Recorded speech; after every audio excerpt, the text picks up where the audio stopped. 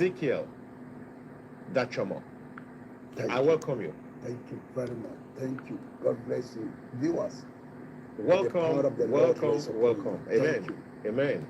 You know, a pastor is always a pastor. He has already dropped a prayer seed already, and so we say amen to you. Amen. Yeah. Amen. Now, let me start, Reverend. Where exactly are you based? I'm based exactly in Barkeladi, that is in Rob, the heat area of crisis in Plateau State. In Plateau State. For years. All right. Since 2001. So that heat area from 2001 has been there. And they were able to capture not less than 100 villages down to Bokos areas, Mangu area, Chakfe. And they occupy it, including my land. Where's your land?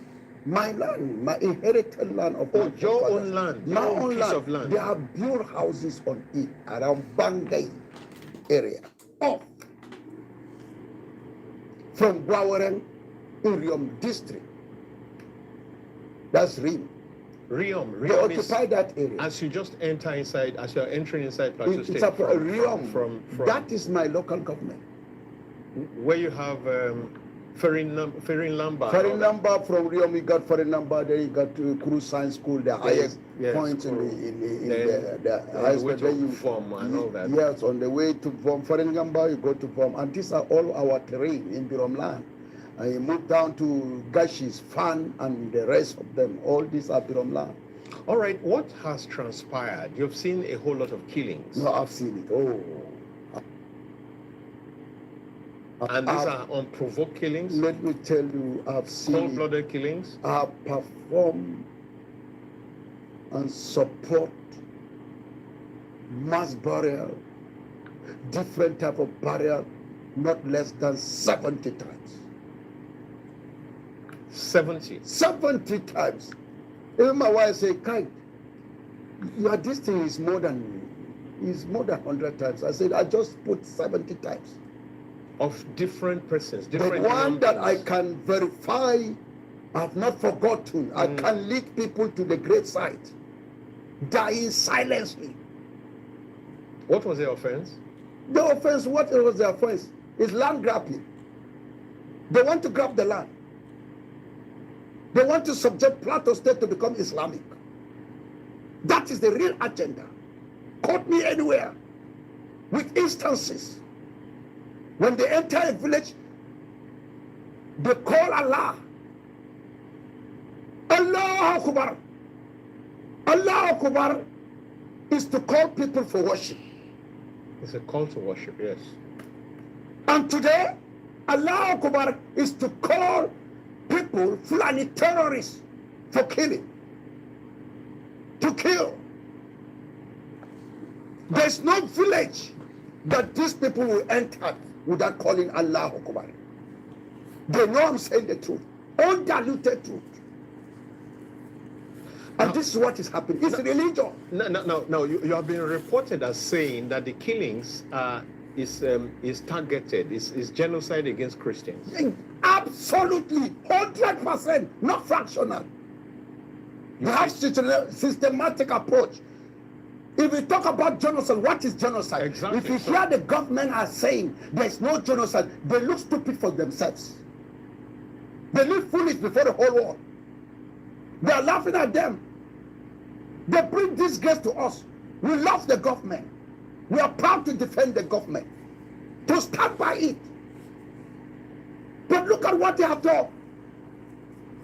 They expose us all over the world that we have incapable government taking control of the country.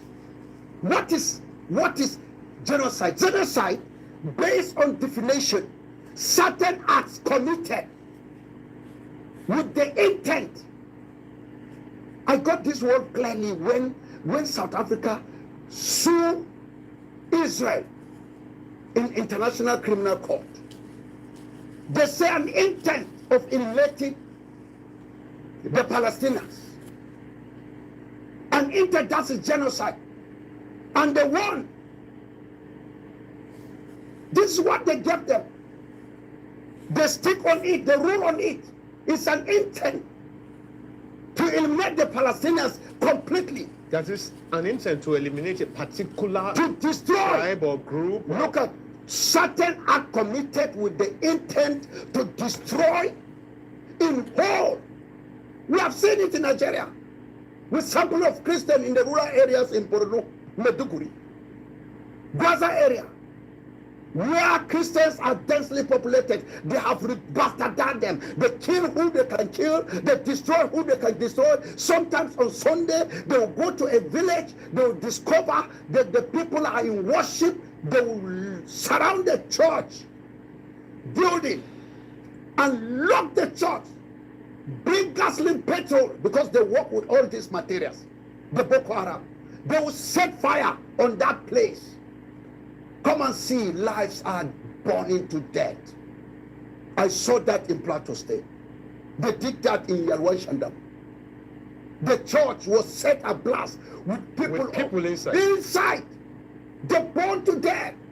That is what caused the whole plateau to be hungry. Was a rate at all. Nobody was able to rest in Plateau State. This is what happened. And they said intent to destroy in whole or in part. Or in part. That's the definition. Yes, or in part, yeah. A national, ethnic, racial or religious group. Because we believe in Jesus Christ, they want to eliminate us completely. They don't want to hear. Even politically, they have performed genocide in Asoro. The president is a Muslim. The vice president is the Muslim. That's a complete genocide and intent based on definition to destroy Christianity, never to have hold in the power. They can only be second-hand citizens in the society. And this is what is happening today. A complete genocide in the political world on Christians. We're going to have to zero in, focus on the religious part. I mean, the faith-based organizations part. Now, there are people who argue that Muslims are also being killed. So how can you now say that it is genocide against Christians? Hey, let me tell you, they are just making this to water down what has happened, the truth. It's nemesis that is catching up with them, in which I'm not even happy what is happening to my fellow brothers, Hausa people. It is the Fulani that are busy killing the Hausa people. We love the Fulani. We love the... Welcome, everybody. Thank you for joining me this evening. Please kindly double tap on your screen device to like. We barely have any likes. Please, as you come in, double tap your screen device or click on the 3 dots on the right-hand corner of your screen to like the live, so that others can be aware that can know that we're live. So please continue to double tap the likes for me, please. I need you to get to 20 and then we'll continue the video. Please continue to double tap to like. Help me get it to 20.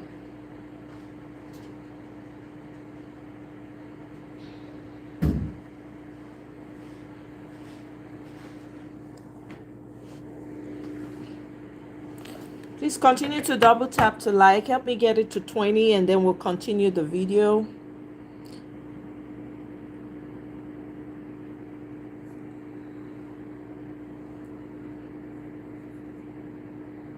The Hausa people, from my heart.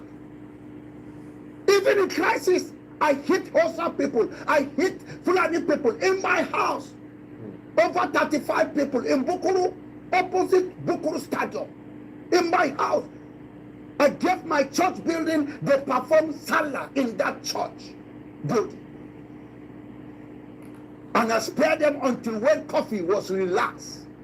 I called security men, they came and took them.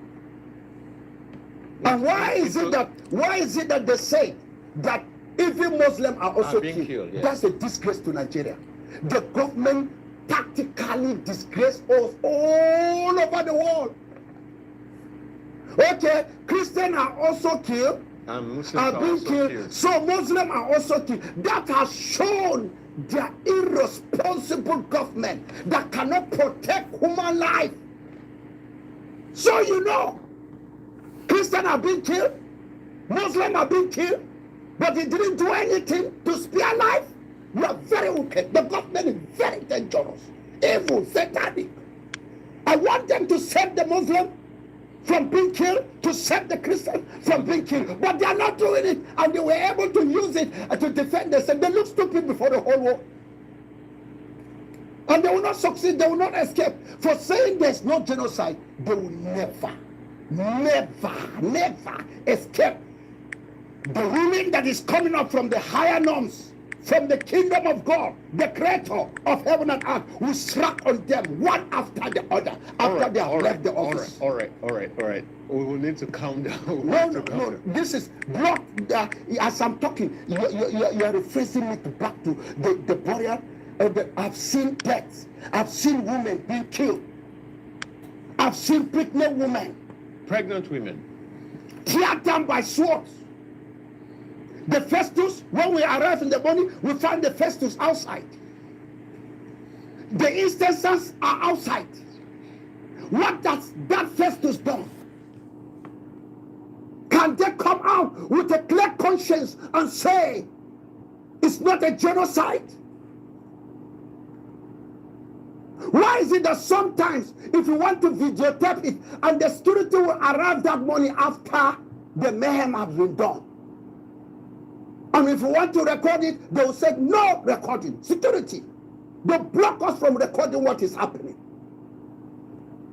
It has not happened once, but I decided today, I ordered everything that will happen in Birom land, in Magafun land, in Gas land, in any place, whether Tarok land, whether Buron land, wherever Uruguay, all these villages, tribes, anything that I ordered every tribe to start recording.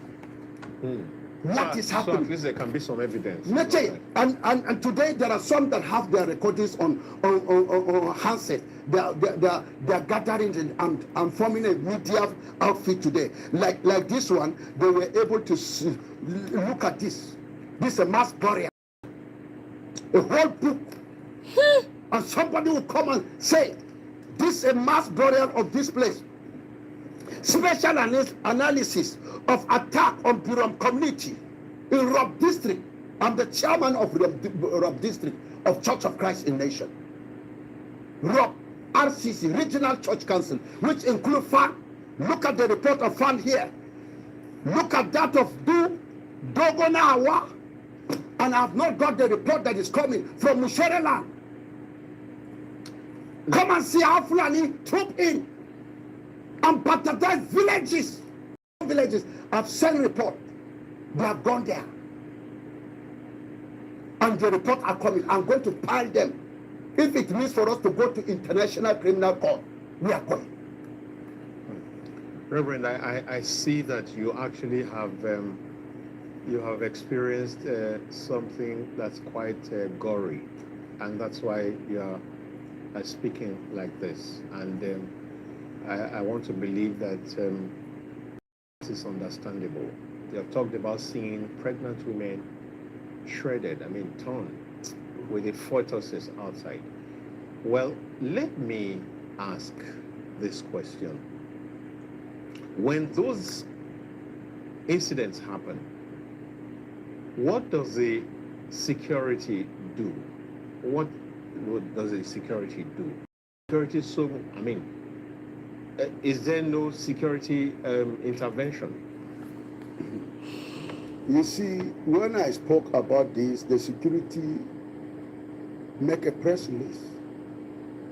And that is why my Facebook has been closed. Right Atlantic, welcome. My social media outfit has been closed because I have stuff that I've stored in my. I see you, welcome. It is now that their eyes is open. Guys, as soon as they enter, make una help me the double tap to like, I beg. So the best thing they can do is to destroy it. Prince, I'm going to create. I'm going to share the link for anybody that wants to come in the studio so we can talk. Feel that you guys can talk. I mean, I'm done talking. I don't tire. Like when did you begin to have that feeling? Let me tell you, when I begin to have that feelings, there's a complete genocide. It's over 20 years. Right. Yes. When did you begin to speak about it on social media? When I begin to speak on social media, when social media come on board. So that's been quite some time. Yes. And then I decided to blow it out. I was even recording. Sometimes they would try to stop me. I would say no. Tactically, I'll obey them. But you would still go ahead. But I'll still pick something.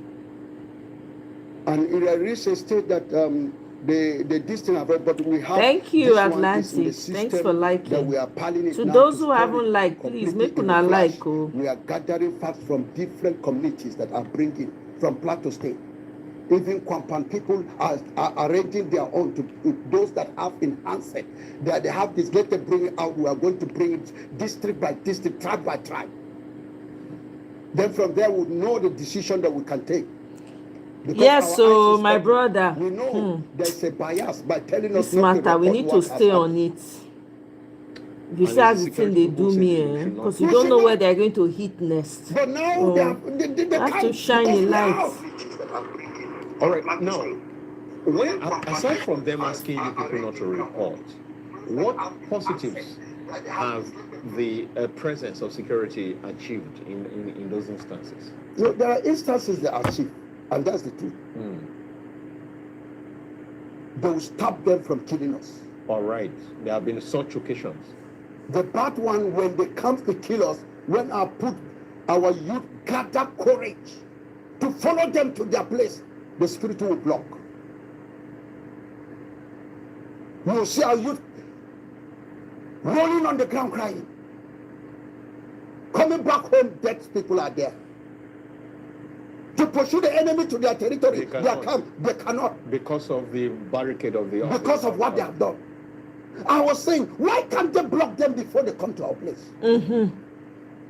But when we are pursuing them, if you see a Fulani man is saying that they have also been killed, ask them where were they killed in our domain, in the process of self-defense. And we have to defend so that the children, the old men will evacuate and leave the village. And this is what has been happening from one place. You have to stand. But you cannot run. But when you have nothing to defend yourself, the machinery that they have is more than Nigerian army machinery.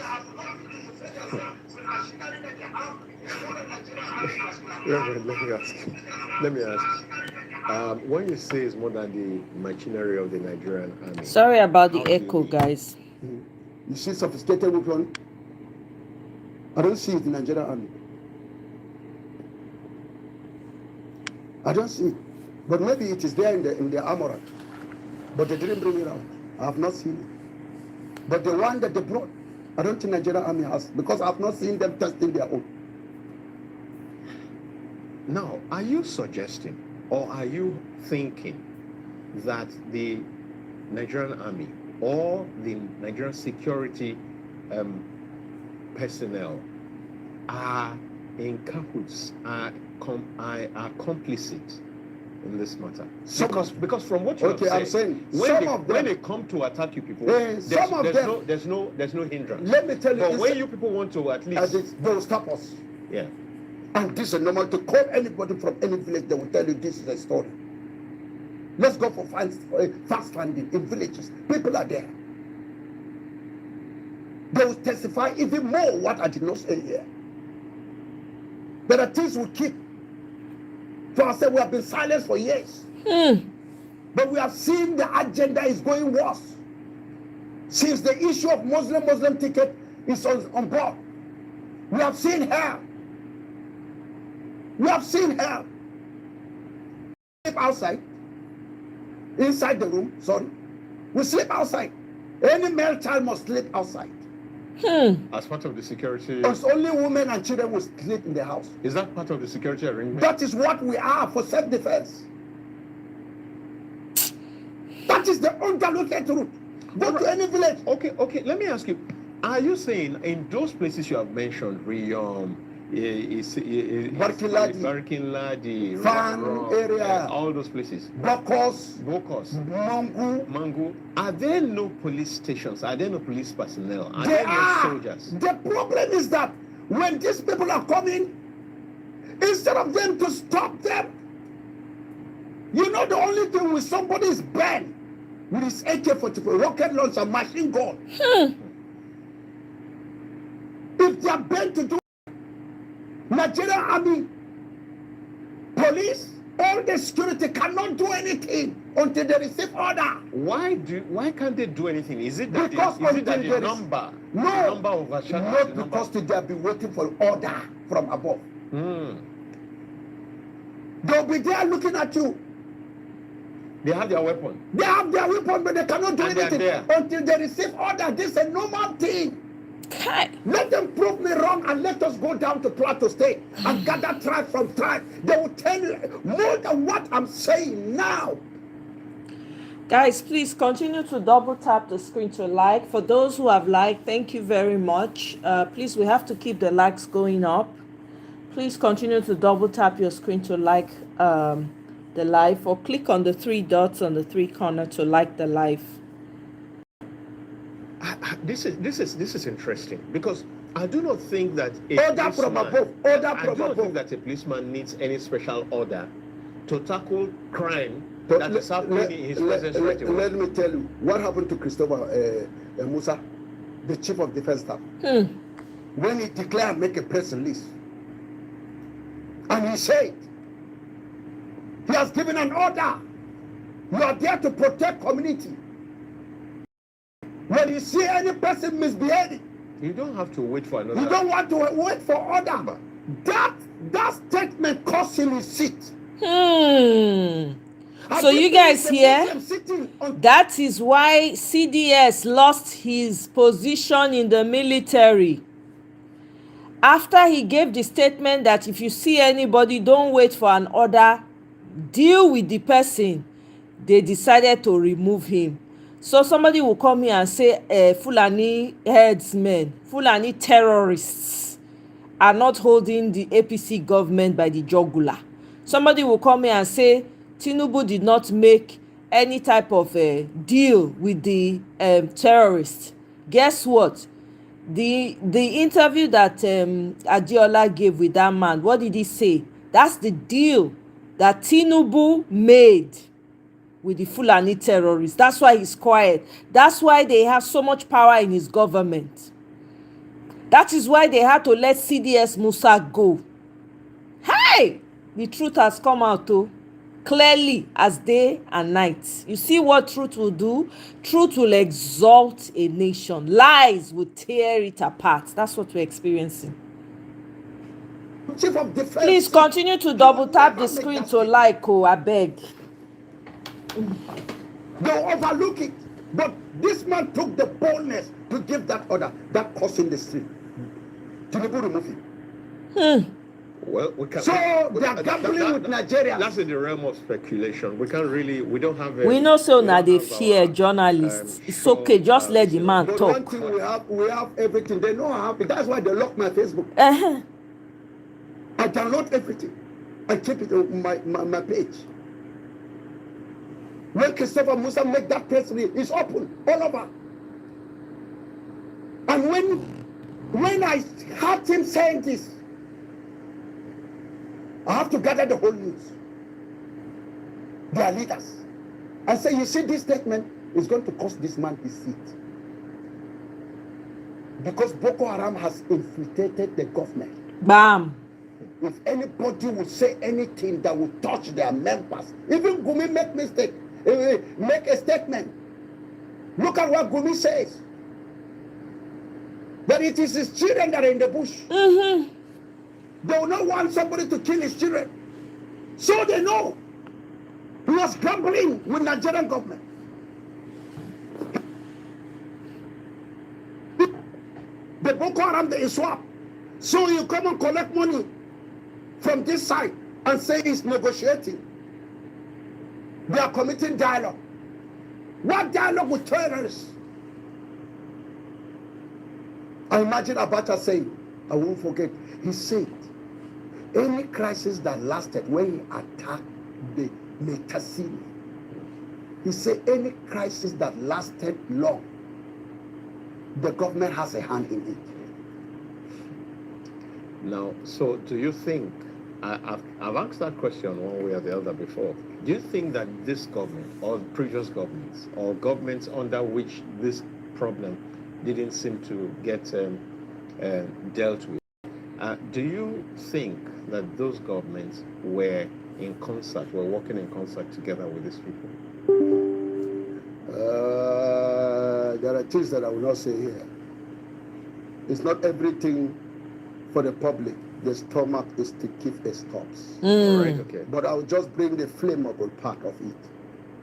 It's only the flame will come out of the fire that is inside. What of the repentant Boko Haram? They absorbed them into Nigerian army. They are still in league with those in the bush. Let me tell you, I've told Christian soldiers, they always phone me for prayers. What are you to tell them? Use the Muslim soldiers as your compass. Because I know what is happening inside the bush. You will see a fellow, some of the bad eggs. There are good ones, there are bad ones. Those that don't want, but the bad ones are in connivance with the insurgent within the security. The security knows. So they communicate. What happened to General Oba recently? General Oba didn't die because of the insurgent, his enemy of Nigeria. But he died because of his own that did not defend him. It happened in the Bible.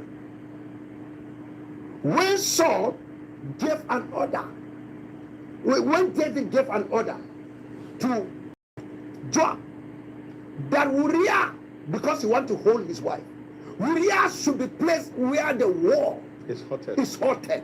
Let me tell you, Uriah did not die because of the enemy. He died because of his brothers withdrawing. Their withdrawal left Uriah alone. That's what happened to General Oba. And it's a networking. And imagine you see the flame that I'm talking.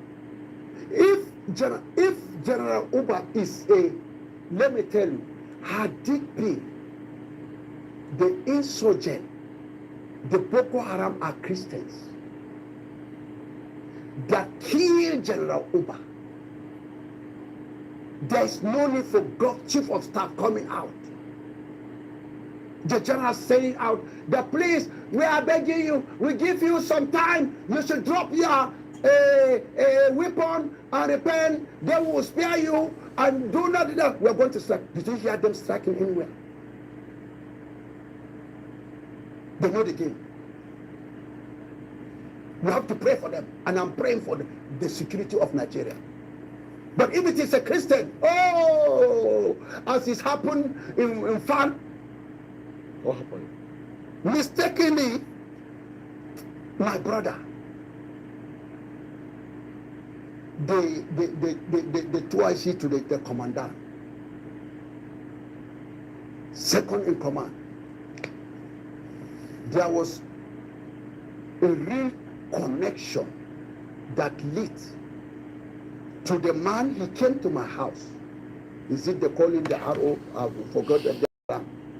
He came to my house to check whether I'm alive, or whether I'm sound with his boys. And from there they were called to Falz. And when they went there, it was in the night. And the people of Falz thought it was a terrorist the Fulani has come. With the little that they have, They went into exchange with what they have. Then what happened? My friend, a brother, he was killed. And do you know what happened to those villages? Armored tank. We are brought from Abuja, Bukubabara. They stormed that village. They set fire. It was hell that will lose. I went to the stage and bowed down and said, we have seen. Show mercy. Show mercy. And I got the really Abdul Salam show mercy. Abu Bakr, they all show mercy when I begged. Later, at Longere, just last month, early last month, at Longere, in Barkiladi local government, Longere, opposite Toroa, the Fulani attack and kill a soldier. I was waiting to see what would happen. When I heard of it, we were at the Sector Command Security Office for meeting. I told the commander, these people, this Mieti Allah, they are lying. Who killed the former Mieti Allah? There's a Mieti Allah that were working together before I got to India. The man was good. We were able to work as a team in favor of both the Fulani and also my local people, the Biron people. There was no more cattle rustling. They stopped everything to come and know that this man, the chairman Yeti Allah, Barkiladi, was killed by his people. Why did they kill him? Because he was stopping them from doing illegalities. Now the new one that has bought, I told the commander, be careful with these people that are on seat. They are going to cause mayhem for you. And they didn't understand what I was saying. And look, and later they kill a soldier. What will I see? They went all the Fulani clap on top of hills. I was around that area watching to see what will happen. Because I remove fear. I want justice for both. Both the Muslims should receive justice and also the Christians should receive justice. But I saw a different dance. Nothing was done. I didn't know whether they made a single arrest. But in Biron side, they made almost 21 arrests. And this is the bias when I say, you hear me saying, when it is affecting the Christians, the whole armored tank and anger will be on Christians if they mess up. I told my people, be careful with this law. It's about us, not them. They watered it down. They will use it. Don't misbehave. I don't want to lose one soul. And that is how our youth, they have been killing people. The recent killings have been piling it. And then they said that the federal government has set committee to come to Plateau State and piling those facts together with this all about genocide. All right, Reverend, we're going to have to go on a break, and when we get back, we make progress after. Una here, oh. Let me move it forward.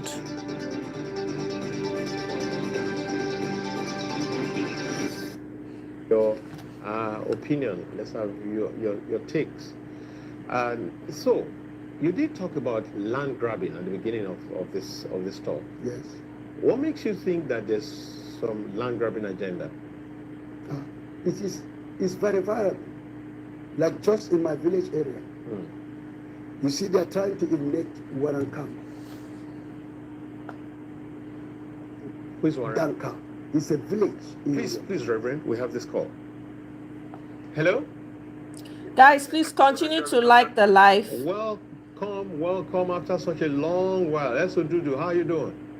If you haven't done so already, to those who have liked, thank you. Good afternoon, Mr. Daniel, our anchor and inspector journalist. Thank you very much. Of Counter Television. Thank you very much. Good afternoon to Reverend Ike. Double tap your screen device to like, or click on the three dots to like. Reverend, I must appreciate you for one. As a man of God, you are expected to defend and protect, and as well speak the truth. And not just speaking the truth, but clarity of truth. So I appreciate you for this. And this is where we are having problems with so many men of God today. You know, we have political men of God, and we have the real men of God. We have, even in the military, we have political generals today, and we have the real generals. May God continue to bless us. Amen. If you look at what is happening, just as the Reverend gentleman and father is actually extremely. If you look at what is happening in Sanayo, sincerely speaking, about some years ago, I was having a mate that we were running masters together from Mango. Okay. The day he was coming for his defense, he was telling us that it's not for God that he would have been killed by the Chinese. After the defense, when he went back, there was no communication again. We tried to call him, no communication. About 2 years, after that, lately this LDC, when personally I insisted to call, his younger brother picked a call and said, who am I? I want to speak with your brother from Mango that we ran masters together. He said, oh, that is late. I just want to portray what the Reverend gentleman is saying. He's from Mango. Let's leave it there. We cannot set a double standard in the fight of insecurity or security in any country. Before I lose my thoughts, Esodudu, do you also believe that this is genocide against Christians? Yes, from all intents and purposes. What makes you think so? Yes, I would say this because one, there is no political will by those in power. Political will of ensuring that you protect your people. Political will of ensuring that you sacrifice your future political ambition, irrespective of whatsoever, and deal decisively.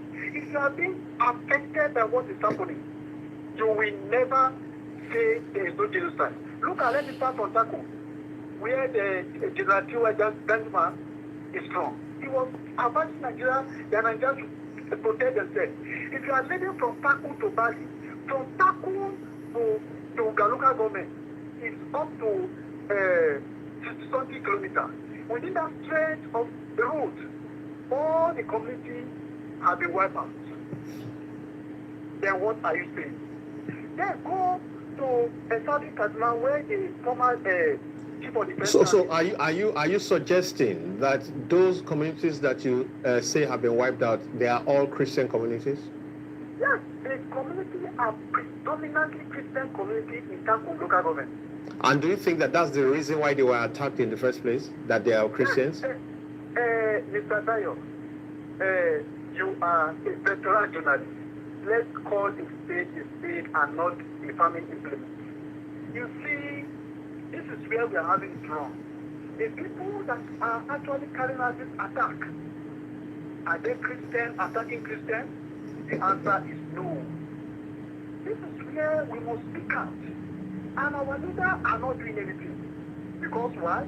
If you look at the understand now, the composition of the government, the country, we have the Oluwaseyi, I don't know how you can watch it on DSTV. I don't know how to. I don't know. But I can tell you that in government, there is no Christian or Muslim. Look at what is happening when they go to attend their colleagues' wedding in the mosque. You know whether there's Muslim. When they go to the Christian colleagues, wedding. You don't know whether that person is a Christian or Muslim. Why? What they are after is personal interest, not the interest of Nigeria, which is not supposed to be. Look at what the Reverend said concerning the ousted chief of defense staff. That man actually was pushed out because of that comment. And You believe that also? yes, I'm coming. No, you won't be able to come for so long. You should be rounding up now. I am on the line of let me round up. This man is from Saudi Kaduna, of which we are aware. And the people are actually facing this problem there. So you were expecting to actually do the needful. That is why he did that needful. By giving that machine order. Hi, Nwosu. But what happened? He was pushed out.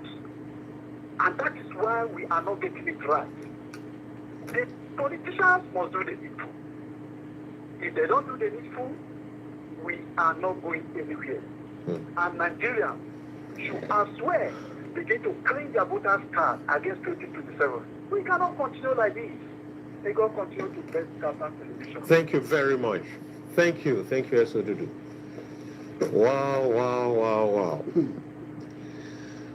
Now, let me ask you, in all of this,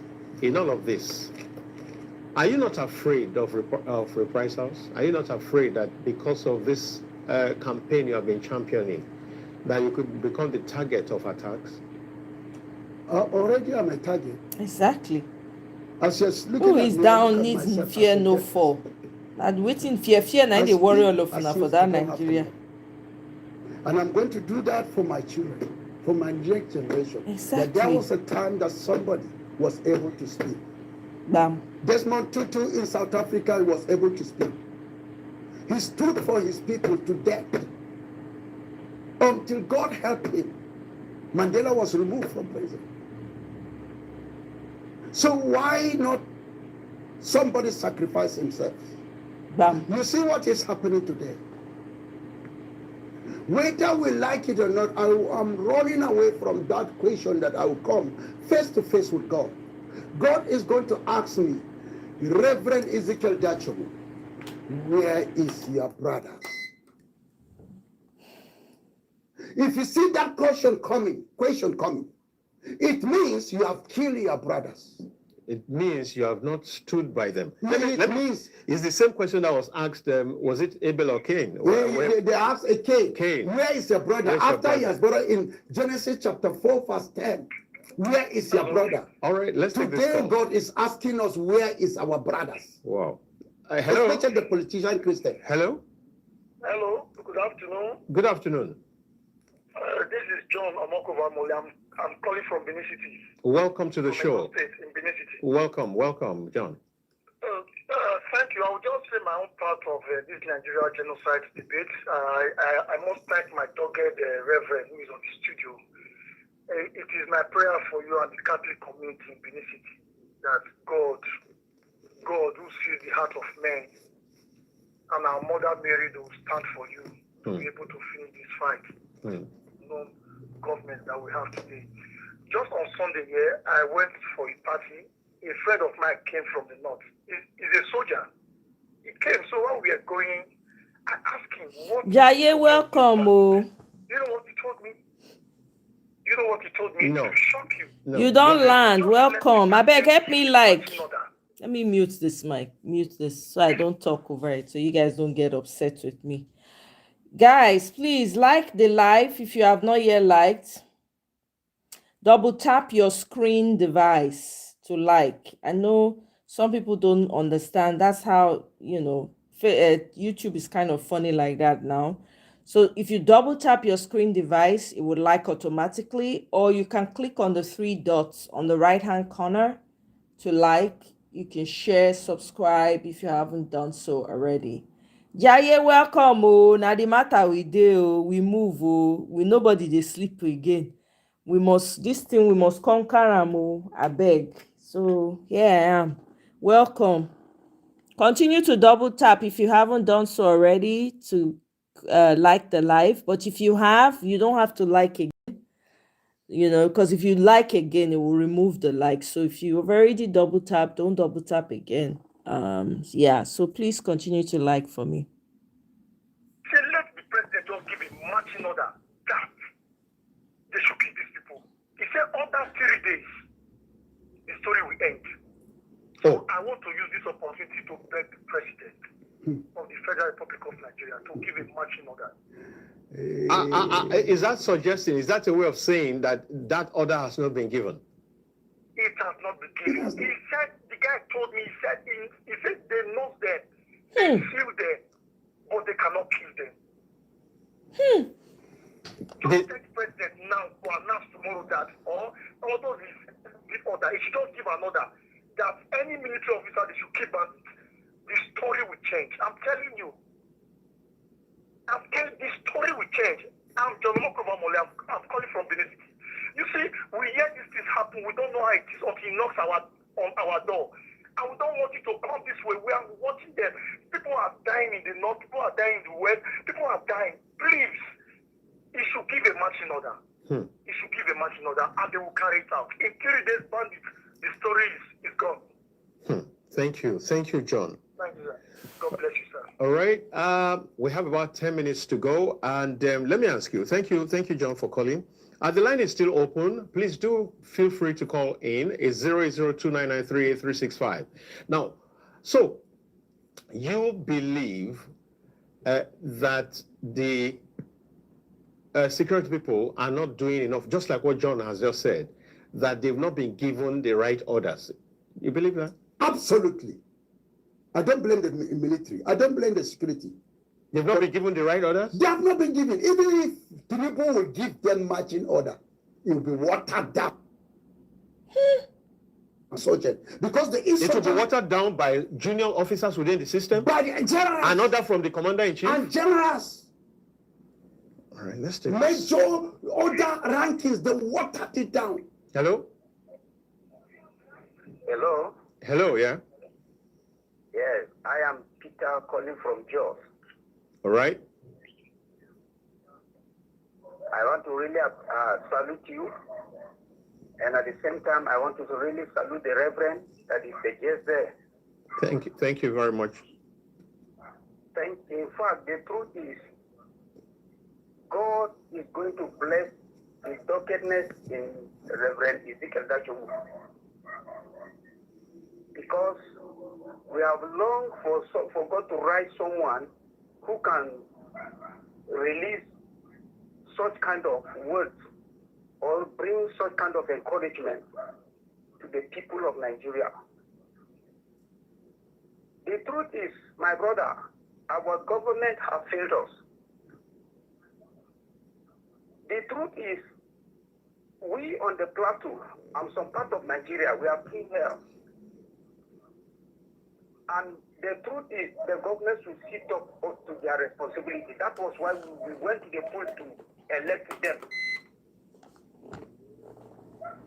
Reverend Ezekiel Dachomu and his team, I pray that God will watch over them. Thank you very much. I pray that those people that are watching him, the government that are listening to him, they should wake up to their responsibility. Everything this man is telling people is exactly, he has not have time to tell you more. Thank you. We must let you go now. Thank you so much. God bless you. This is unfortunate, yes. Now, let me ask you just 1-2 questions before you go. I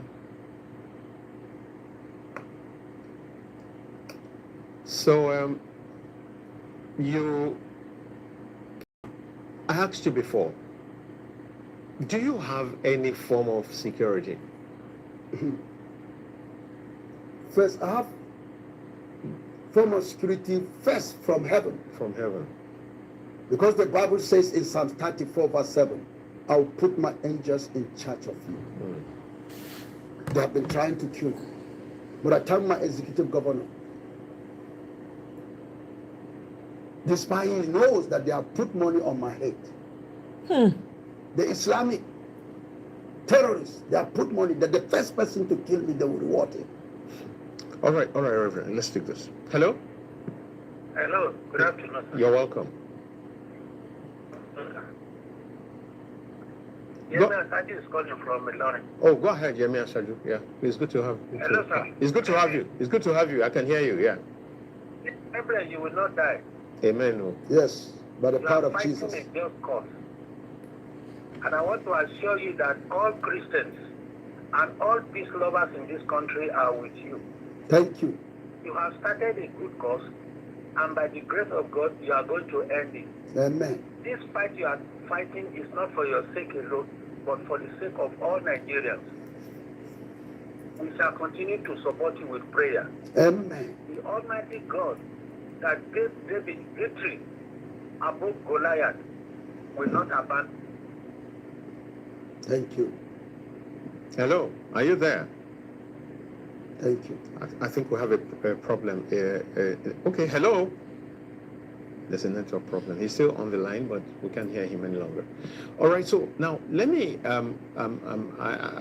Guys, please continue to double tap to like if you haven't. For And those also, who the have governor liked, sent thank you. 5 men to me. All right, Security okay, men. great. The Commissioner of Police, Khan Plateau State, wrote a letter to the Commissioner of Police that if anything happened to me, Plateau will be turned upside down. I was able to help meeting with all presidents of youth organizations of every ethnic group. All right, now Those understood by me. I'm going to ask you the last And I question, thank God for that. and that will be what is the way out after I take this call. Hello? Hello, sir. Yes, hello. Good afternoon, sir. Yes, sir.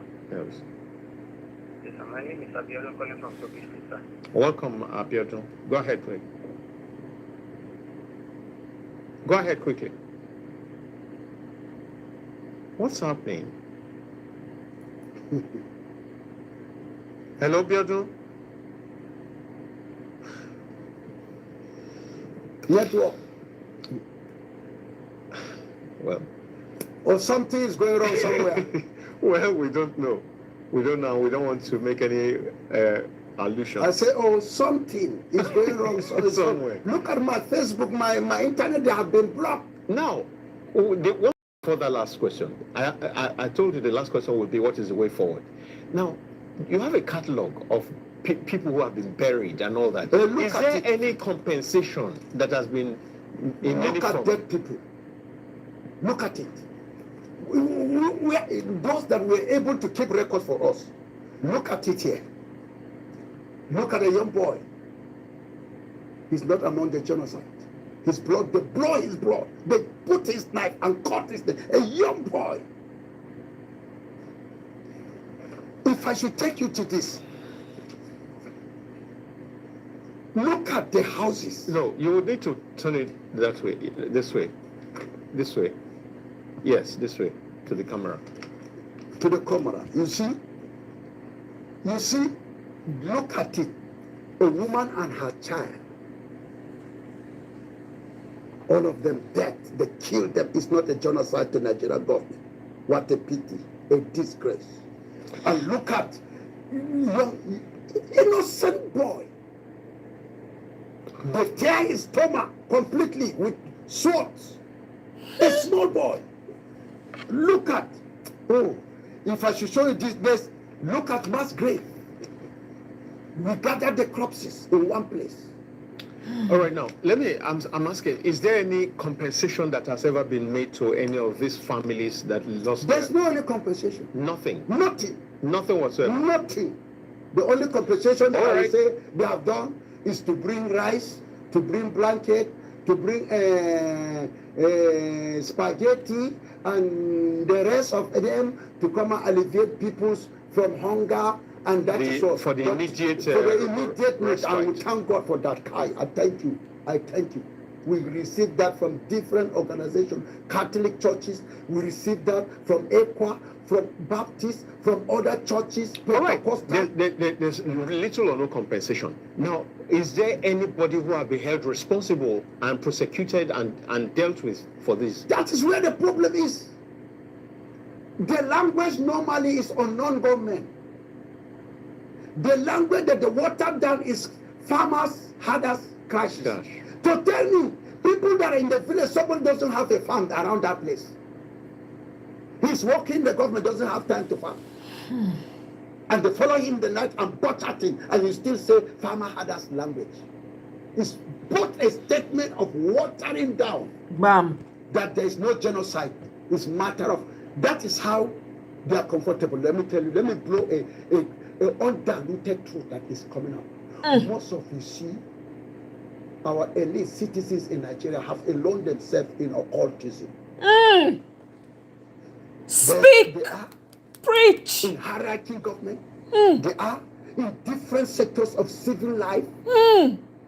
And let me tell you, every year, I've got people that are coming to repent, to confess. Normally, they will, among the perpetrators of this yes, business. because they want to get out of that thing. And they got out. Even the occultic, if there's anything they can do to eliminate me, they will do it. Because they know. Let me come to you. Let me round up to you. You see, in the grandmasters, they will say, some of you, before a year runs up, you must sleep with virgin girls. Hey! Wow. To suck, you must be 20 Hey! people. Depends on the position that you are looking for. How are they going to get that?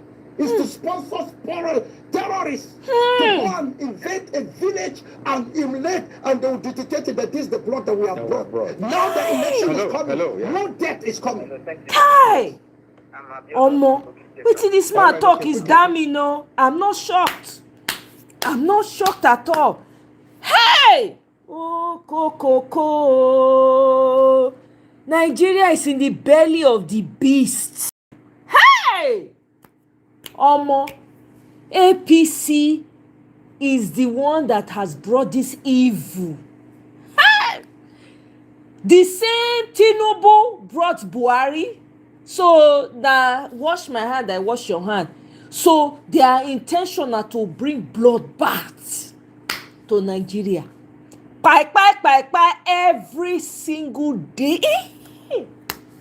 They need blood. Election, they come, they hey! Hey, whoa. Hey! Quickly. Please continue to double tap the screen to like, the screen device to like before we continue the video. I beg. To those who have liked, thank you very much. I appreciate it. Oluwaseyi, you abeg, not let am fear you. God abeg. You know dey hear wetin I dey hear? Hey. Yes, you have 30 seconds. Yes. Yes, sir. The scripture said that these are not the truth and the truth has set you free. Exactly. But I think all the Nigerians really know what is actually going on, sir. So there is a genocide in Nigeria. We all know. But I pray, as the reference is with you also, we have been praying with him, because I believe it. If we have someone like him that are many in Nigeria, I think Nigeria would be better. It was only this man that stood up with the Christianity. How many people as a pastor have you ever seen on TV? It was only this man, but I know the truth that one day all these things will end. And I know that this fight is going to end well in Jesus' name. All right, amen. Now, tell us briefly, in less than 1 minute, what was your experience at the U.S. Congress? No, the experience of they did the right thing. And that's my prayer. And my prayer never goes in vain. Now, just before you go, do you think that the stand of Trump on this matter is correct? Absolutely 100%. That you would support that they come into the Nigerian. Let them come quickly, because Nigerian government, their hands are tied. They know there are insurgents within the government. Some have been given appointment, living in sensitive position. Even they are afraid to speak, because they don't know the next person that is there is an informer. I pity them. Their hands is tied. When he thought, look at Buhari. When God wants to strike, Buhari came out and said they are killing Muslims publicly, shielding the terrorists, the Boko Haram. Gumi, the same thing. They say those in the bush are these children. They are children. So tell me, what will Nigerian government do with this situation? So the only solution open to us is for the Americans to come in. And also for every Christian should come up. Election is coming. Never vote Muslim ticket. Una dey here? All those when they collect 2,000, 1,000, una dey here na life dey altar. Una na they go use as lamb for slaughter. Una see am, una hear when this pastor dey talk. Sacrifice or cut. I don't they talk and since for year. I say your politicians are members of the occult. This is what is demanded of them. Where they want to see, not to cause cast, make everywhere just trouble everywhere, so that they can see the opportunity to take what they need to take. Hey God. Oh. Shetima is a problem to Nigeria. All right, we're going to have to and I'm saying it. Bring it to a close at this point. You have been watching the Polity coming to you from the Abuja studio of Captain Television. And my guest today has been the inimitable, the incomparable, the one and only. We're going to move to another one. Hey! Salubwai. Eh? Omo, I like the fact this man is bold. He not send anybody, Papa. He's saying it as it is. This is what Nigeria needs. The truth. The truth is what is going to set everybody free. The truth. No sugarcoating of nothing. Prince, I shared my link since, so I did not see you in the studio. I go soon come out for studio for you. I'm just saying, whoever wants to join, I shared the link to the studio if you want to contribute. Let me switch so I can play the next video. I'm gonna wait to. Hey! Omo. God damn. Eh? What in the world is this? Drinking warm water before bed. Sorry, I'll turn on my camera shortly. I just want to make sure I position everything I need to position.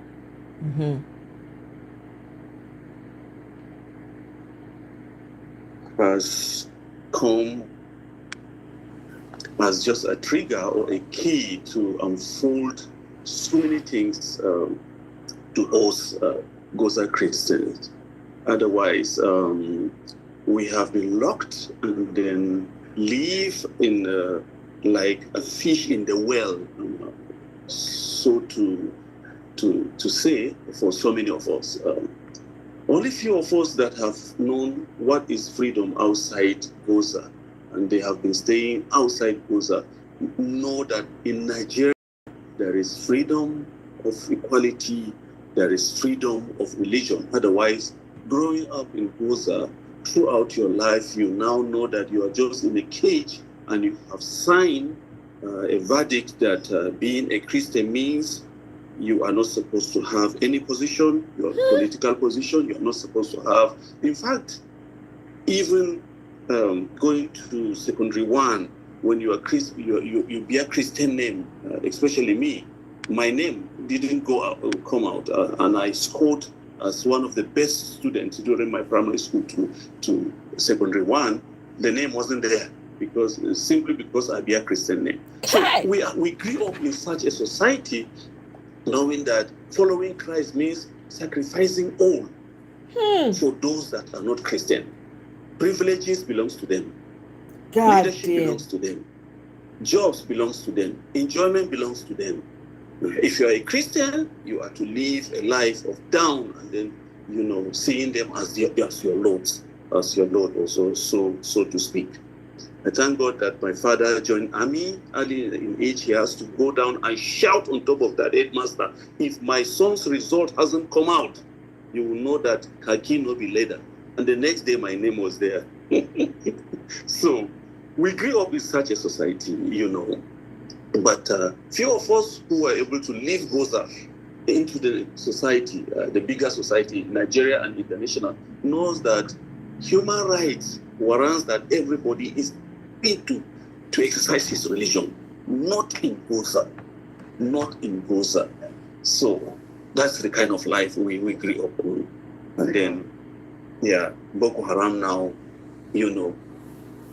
open up to show us the hike of what it means to be Christian. So, since it is an opening, let me just stop here for my colleagues to also share so that we can go deeper.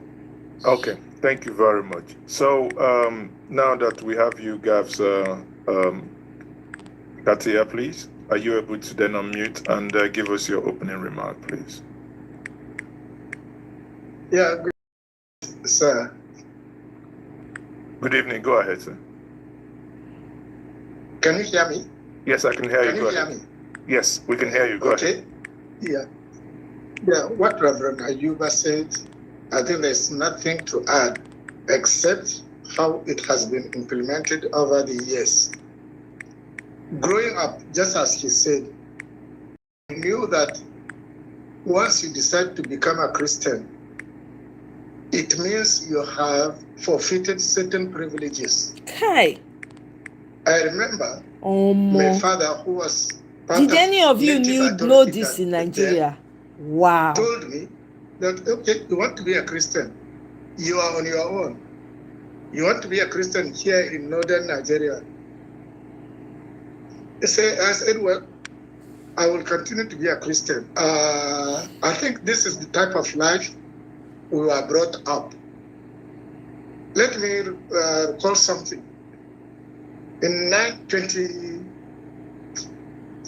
September 1963, Sarduna went to our village, Goza East, Ngoshe, or my own village, Arboko, to commission a police station. By then, there were very few Muslims and Christians. Most of our people were traditional believers. When Sarduna went there, he stopped at Ngoshe before proceeding to my village to commission a police barrack. I think the network.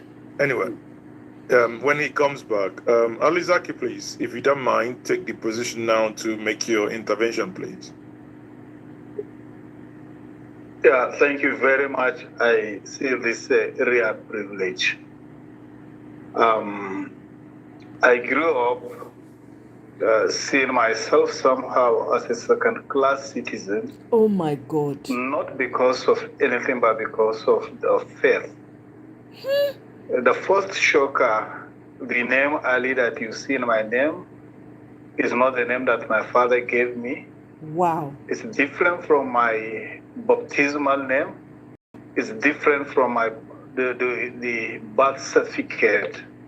It was just given to me in school, and we had no choice but just to use it. Who gave you? Wow. In school, they just changed the name. They just changed the name. The teachers? The teachers, you just go, they just register you with any name and that's all. Wow. You can't say no to it. Over 500,000 women have already watched the bariatric gelatin ritual. Oh, now they hear this. Me never hear this kind of thing before. Inside the same Nigeria. So, Ali was never be my name. Oh my goodness. It was not the name that my father gave me. It's not a baptismal name. On my birth certificate, it was not so. But just like that, to start with that one. And growing up, I saw a lot of things since when we were small, and like during Christmas festivity, anytime we are going for our own festivity where we play drum and we sing songs, and almost every night they must throw stone on us. And where we will meet together and to praise God, they will get some paper scarf that it will now irritate us.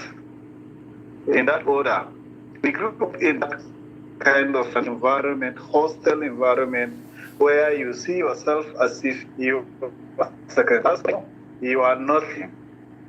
Even going to secondary school, we saw that kind of a thing. And they can do whatever they want to do. Remember when I was in JS1, Gideon International Bible came and distributed Bible for us, both Christians and Muslims, anybody that was interested. And I remember vividly some of my Muslim classmates, they used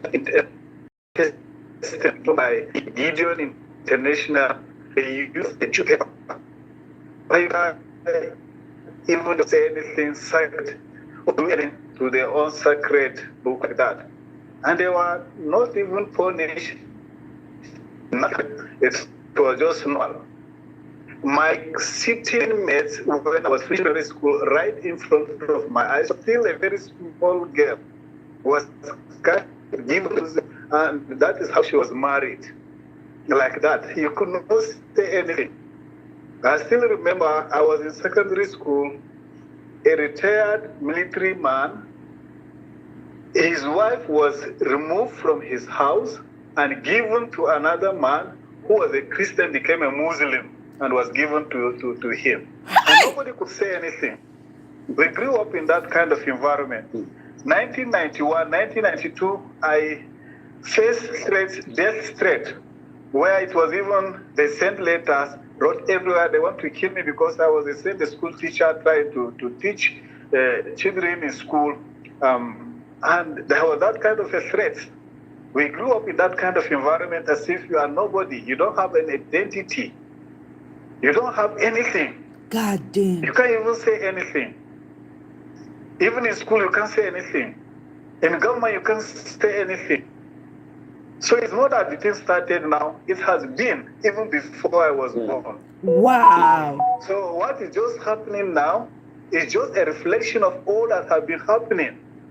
And that's why I keep wondering. None of them can come and confront me. Where were they when all these things were happening to Christians? Where were they? Hey! My dad is over, I think he's 96 years now. He's not in Borno State. He's in another state. My mom is in another state. She's over 80 years. And every day they are asking, they want to go back and die in our own hometown. Hey! But we can't even go back. The last time they showed us where our house was, you cannot even trace it. It was somebody that just recorded and said that this was where Zaka's house was. Not a single book there to identify that this was our house. Has become a rubble completely. Nobody is saying anything.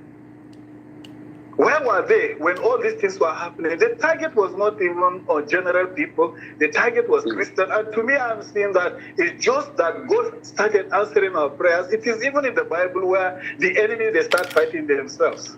And I keep asking a question. I have not heard till today where they entered and they say in Jesus' name they started killing. All right, this feels almost illegal to know, but our window. Oh my God. Did you guys know this? Omo, inside the same one Nigeria, ha! The truth is coming out, oh Lord have mercy. Huh?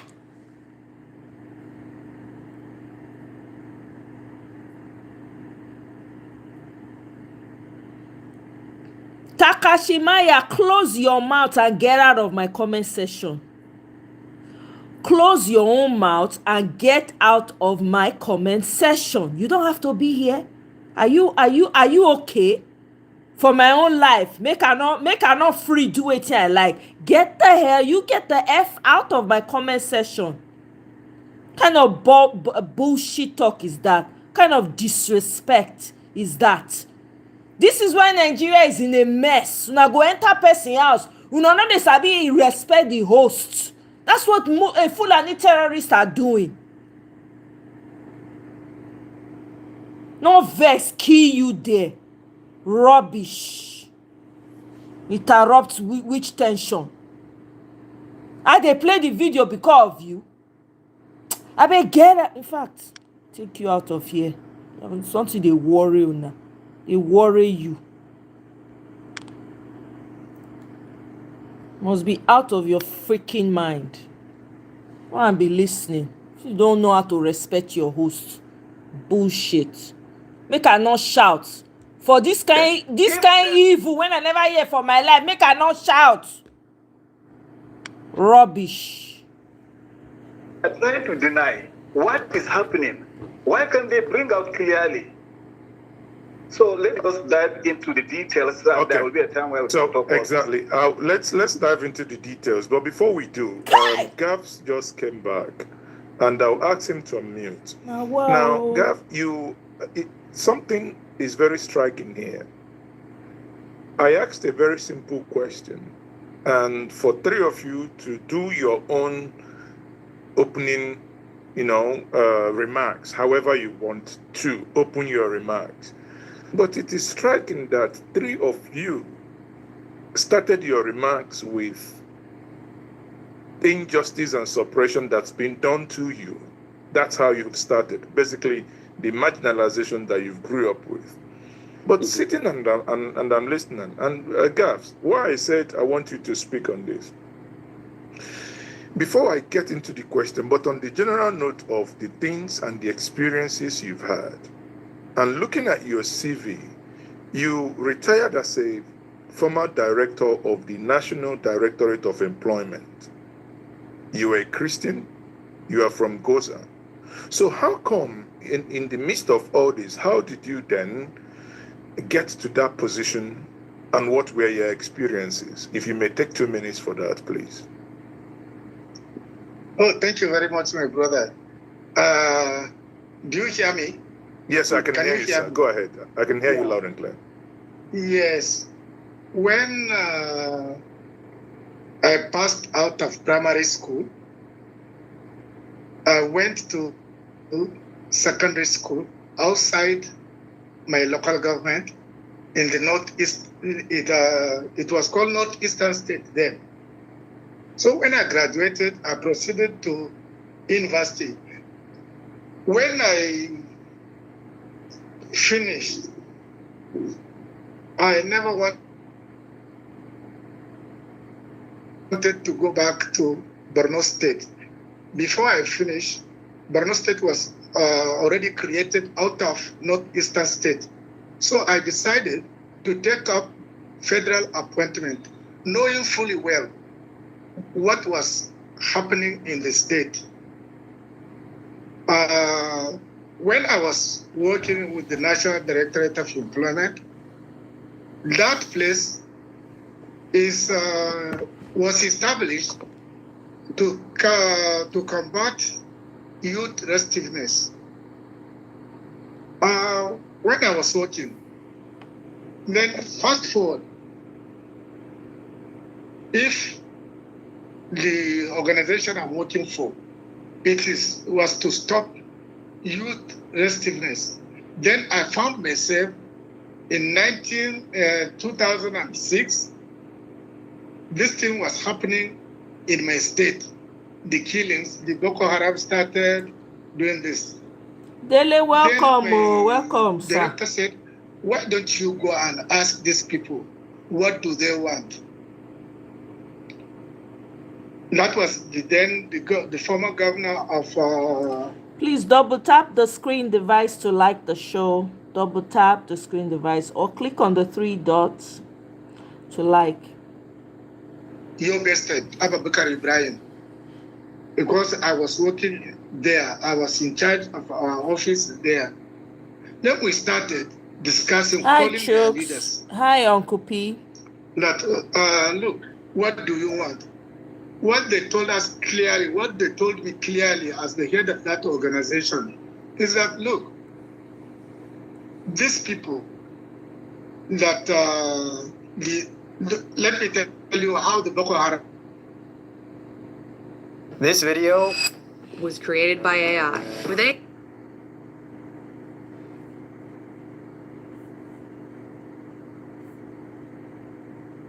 Came about. If because you went to school, now you are corrupt. It is because of that Western education that you went to, and you see yourself corrupt, take everything that is supposed to belong to the society, then we will go after you.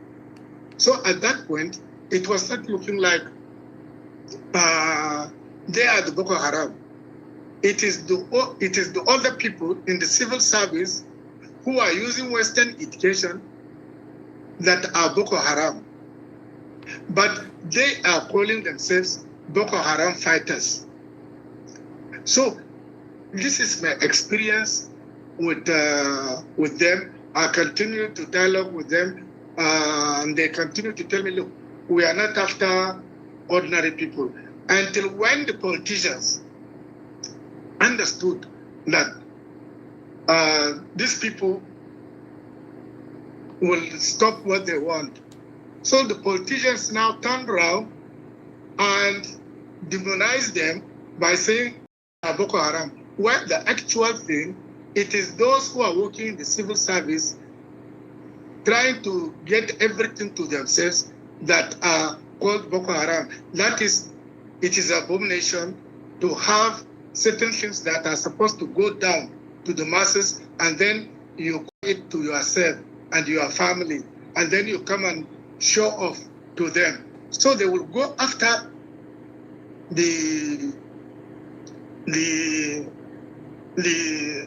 Boko Harams. That is those people that are perpetrating the haram, the abomination. But how does, I mean, if we take the definition of so this is my experience with my working. Well, you see, it is the politicians that are changing the definition to demonize them, to go after them, and then they continue to have the field day. It's a divide and rules thing. The experience I gathered in my working place is totally different from the narratives outside. Mm-hmm. So anyway, you asked me how I rose up to that level. You know, in the federal civil service, they don't discriminate. Once you write your promotion exam and you pass it, you go ahead with it. The only experience I had where I had that discrimination was when I was recommended to be a director general. Then Abakari, the former chief of staff, was in the presidency. He was the chief of staff. Baba Chilawa was the secretary to government that recommended me to be director general. So when I went to meet Abakari, the chief of staff to the president, that's where the religion came in. He said, "You are not Muslim, you are not Kanuri. How can you be from Borno? You will not be given that DG." Then I stopped there. That is the only time that I wanted to rise, despite my Christian background, that I couldn't. Wow. So, okay. So now, for clarity here, I for have many of us, explained enough. Welcome, Daniel from Ghana. Okay, thank you very much. Wow.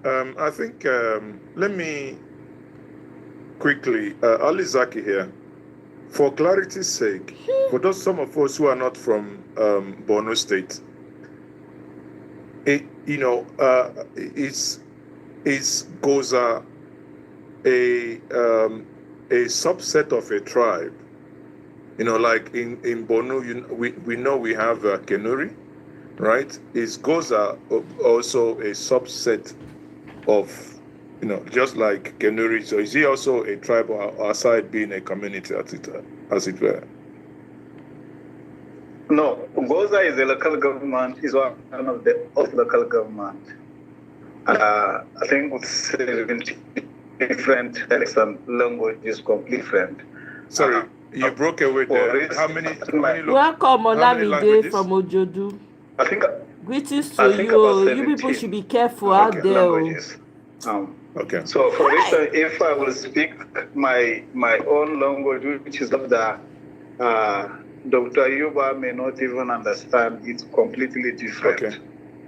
We have small languages in Goza local government, but it's one of the old local government. But the unifying language that is being spoken everywhere is Hausa, right? Yeah. Okay. Now, yes. Based on first-hand, this is my first question. Based on the first-hand reports, how would you describe the scale and nature of attacks on Christians in Goza over the past decade? Is it to me or the... Okay. No, yes, just go ahead. Go ahead. Yeah, thank you very much. This thing started far before 2014. what happened earlier than that, we were just seeing some different sects, and it was becoming like a term where some youth, maybe they want to greet, and we will just hear them, they will just say Shabab. So we didn't even know that they were referring to things like El Shabab. So it was just like a common thing. They would just say Shabab like that. Then they started bringing a lot of people from the city, and they will come like for debate. I cannot lay hand on that tape, but there was a debate with Malam Law and Baba Zaka. That Baba Zaka is my father. So they will come for such a debate, and most of the debate they were using, which was based on Ahmedida's philosophy, and which is logical. It's only somebody who has an understanding on the issue of the apologetic that could respond to some of the questions that they were asking. Then there have been some small attack, and we started receiving some warnings that, okay, this is what is happening until 2014, when there was that kind of a strike that they started attacking Christians. The Muslims were never been their target. So most Christians started running away, started fleeing away. And for us that we were not in Gaza then, we were already outside Gaza, we tried to see how we can help Christians from leaving that community. And that's what happened. Not until when the last drop came, they didn't even distinguish between Christians and Muslims. They just attacked randomly, and that is where a lot of Christians died. And even before that, even when they killed the emir of Gaza, but initially it was not so. From there, it escalated to something different and becoming more and more sophisticated, taking over other communities and expanding. But initially, it was not so. So a lot of people, especially Christians, started running away.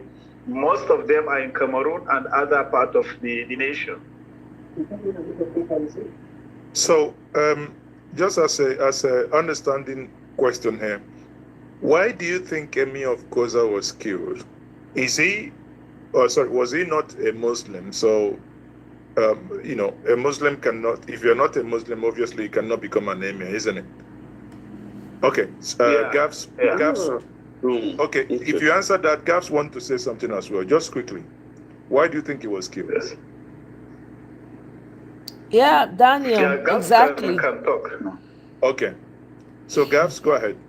Yeah. Unmute, please. The emir of Gaza was killed because he stood against injustice that was perpetrated against Christians. Wow. Okay. Drinking warm water before bed. Wow. Improved Did you guys eyesight hear? overnight. So that emir of Gaza that was unalived was because he stood against the injustice that they were pushing on the Christians. Can you imagine that? He was all out to say no, that we don't have to discriminate against these people. In his time, for the first time, you remember, we told you, Reverend Ayuba told you that Christians were not allowed to be village heads, district heads. But in his own time, Christians became village heads, even district heads. This did not go down well with certain group of people. Wow. We all remember when some elites wrote a petition against him to Alimadu Sharif to say that this emir does not know how to rule. And they took the letter to Alimadu Sharif. So that petition was to remove him as an emir. But then the emir of Gaza couldn't have appointed district heads and village heads without the approval of Alimadu Sharif, who was the governor. So that's how he escaped being removed by the elite of Gaza.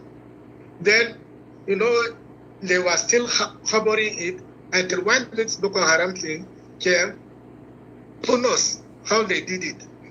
Okay, so what you're also saying is that, in your view, Alimodi Sharif was also a moderate. Yeah, he was a moderate. Okay, or rather, he is a moderate. Yes. Okay, that's fine. Now, to Reverend Ayuba, based on the pattern of destruction documented so far by the GCCA, do you think it's, I mean, in your view, I'm not saying this is the dictionary definition, do you think that the pattern of destruction that that you've been involved in documenting, that you've seen, do you think that meets the criteria for what the international community will classify as genocide or something very targeted to you? Yeah,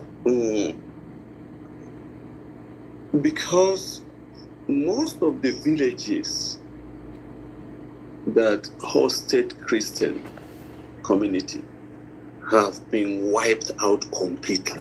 Wow. What does that show? It has to be called a genocide. So, even though most of the people occupying those villages have escaped somewhere, at least to 27 different IDP camps all over Nigeria in 7 states, outside their own state, outside their own local government. And those lands, majority of them are being occupied by Boko Haram. You can't go there scot-free without a shot from them. Wow. And also, especially those that are on the Mandara Mountain, they are from my maternal and then paternal parents, have occupied that place. You can't imagine, not even in a dream, that I can say that where the guy, my own tribal people, can go back home while their own relatives that are Boko Haram living there and will allow them. No, they will finish them and flush them. So we still stand on that word. It is called genocide. The blood that was shed. When we speak, we have evidences. You can see an album with me of people that were killed, the Christians that were killed at the beginning. At the beginning of Boko Haram attack, they had a tactics that even the Muslims doesn't know. Tactics number 1 is to please the Muslim by killing and driving every Christian. When they have finished that, it's like you have a dog that feeds on humans without knowing that when every human are gone, it that is dog you. will turn on you and start eating you up. That was what has happened. So they chased every Christian. They burned the churches. The churches. At least 90% of all the churches, 95% of all the churches, they burned it, and people were hailing them. Majority of the Muslims are clapping their hands, looting our houses. The more Christians are running away, the more they are entering their houses. I know 6 people, youth, by name and by person, who looted my own house when it was, destroyed. They went and took my mattresses and everything, and people are calling me, it's so that took this one. And they were happy, jubilating, looting Christian families' home. And you haven't been able to. When did this happen? And have you been able to go back since then? No. Where will I stay? After looting, burning, they set all the houses on fire. Which year did this happen to you? My last time in Gaza was when I went for Christmas with my family in 2012. Wow. When the Boko Haram, we are just hearing it on the ground. And in the front of my house is the route to my paternal and maternal home.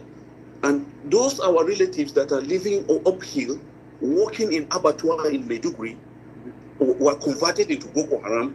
They were moving, on bikes, on trucks, on whatever, with ammunition to the hill. They passed in front of my house, moving, shouting, moving. People were wondering, what are these guys doing? And then they could even show it, with bragging kind of attitude. But the security men are just, there's nothing they can do. We don't know, Sha. But at the beginning, they asked the area of Goza never to reveal their secret, or else they will kill him. So even when 3 of our welcome. Oh, wow. Our elder brother, and also my teacher, Bulus Togo, were shot in front of my house. Wow. When you ask the area of Goza, then Adia Boko Haram, he will still deny it and say no, because they threatened to kill him. Oh, thank you very much, Ganwalele. Don't forget to like. When the pressure was high, if you haven't liked it already. And the moment he announced that Boko Haram are real and we have them in Goza, that they started going after him until they get him. So that is the kind of trade. When the whole Christian passes away, they now come back to the Muslim. Okay, you either follow our rules or else we finish you. Wow. So those ones that are stubborn in Islam started getting their own persecution. They either leave or they shoot them. So that's the tactic, actually. So does it mean now, if one goes to Gaza today, there is no more Christians or churches in Gaza? Yeah, in a dominated area like Gaza town itself, not the villages at the periphery and other towns. Gaza town itself, the capital of the local government, and a bigger town like Limankara and Plika. So during the vice president now, when he was the governor, when he sees people coming and there are Christians, we wrote to him that these people, Christians are coming. Guys, don't forget to take the poll. Guys, take the poll, participate, I beg. He asked us to identify the ones that they could use. We identify about 12, and he sent in the money, and they were rehabilitated. He used his staff, a staff of the state government, called, is from Limankara, is one of our uncles, who handled those things. So 12 churches, and these are the churches that are standing up to today, out of 170 large churches. So 12 are standing. Okay. So thank you very much. Now, Gavs, welcome, Hard Desire.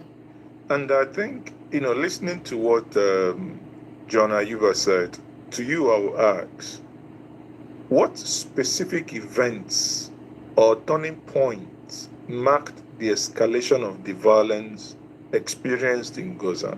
You may unmute, please. Yeah, can you hear me? Yes, I can hear you, son. Hello? We can hear you, son. Your question again, please. I say, what? Please, your question again. Okay, what specific events or turning points marked the escalation of violence in Gaza? I think it was a gradual process. Okay. The event that marked the point is the politics. Reverend Ayuba has told you that it has been there since when we were brought up. When politics came in, the politicians wanted to divide the people along this religious line using the existing differences. Now, when they had the election 2011, that was the peak of the activities of this terrorism. The terrorism started through the politics. Now, when the election came, they used that differences, knowing fully well that when you use religion. How do you new AC and heating system in Greater Sacramento? Okay. These scenes have to come out. The state government is predominantly Muslim. They would now run to state government. They will be supported to win elections, and using that sentiment, religious sentiment. I think that was the peak, 2011. Using politicians, using the sentiment, the already existing differences among the people of Gaza. So that was the turning point. It's quite instructive that you said 2011. 2011 was when Goodluck Jonathan contested to, that election. Do you think it has anything to do that Goodluck Jonathan is a Christian trying to become the president of the Federal Republic of Nigeria in 2021? 2011. Anything can happen.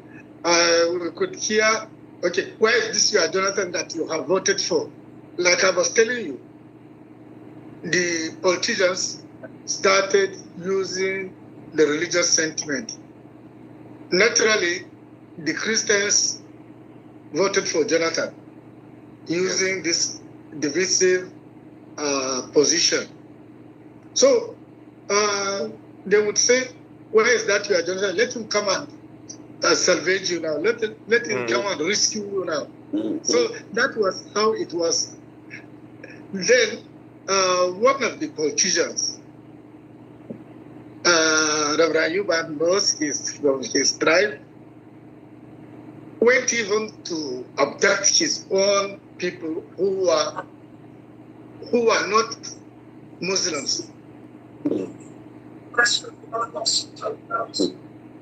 His own people, and we cannot know, we don't know where they are.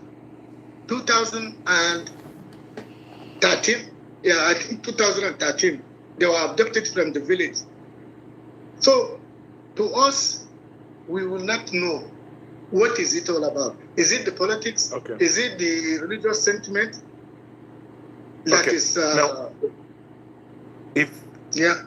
I hear you. Now, before I move to another person, if you just suppose 2023 and 2011 as a Christian, and I understand the Southern Borno voted massively for a Christian candidate in the last election. Is there any similarities in terms of your perception of what happened in 2011 and in 2023? Well, you are asking the right question to the right person. I was the coordinator of Peter Obi in Borno State. Mm-hmm. Are you getting that? Yeah. But actually, the vote did not go that way. Okay. Christians did not vote for Peter Obi. Okay. I was the coordinator. So I can tell you the vote Peter Obi got was not that much in Borno State. Mm-hmm. So the 2023 election did not go that way. I can tell you that. Yeah. Okay. So, but in terms of, I mean, since after that election, had there been any form of escalation of conflict since after the 2023 election? The conflict has been escalating since then. The politicians wouldn't take it like that as long as the conflict benefits them more. Mm-hmm. Anytime it wants to come down, the politicians will play it up. So they would never want that sentiment or the conflict to be wished away. Okay. It continues. And if you see what is even happening now, It's well, maybe if you ask that question, we'll come to that. Okay. So, thank you for the answers. Let me come to you back, Ali Zaki. How have the mass destructions of churches and homes affected the spiritual, cultural, and social identity of Christians, the Christian population in Gaza? Reason why I picked that question for you, because you mentioned that at some point you were a catechist or a teacher in the church, right?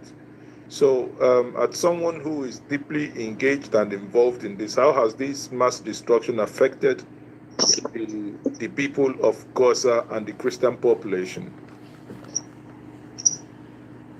Yeah, thank you very much.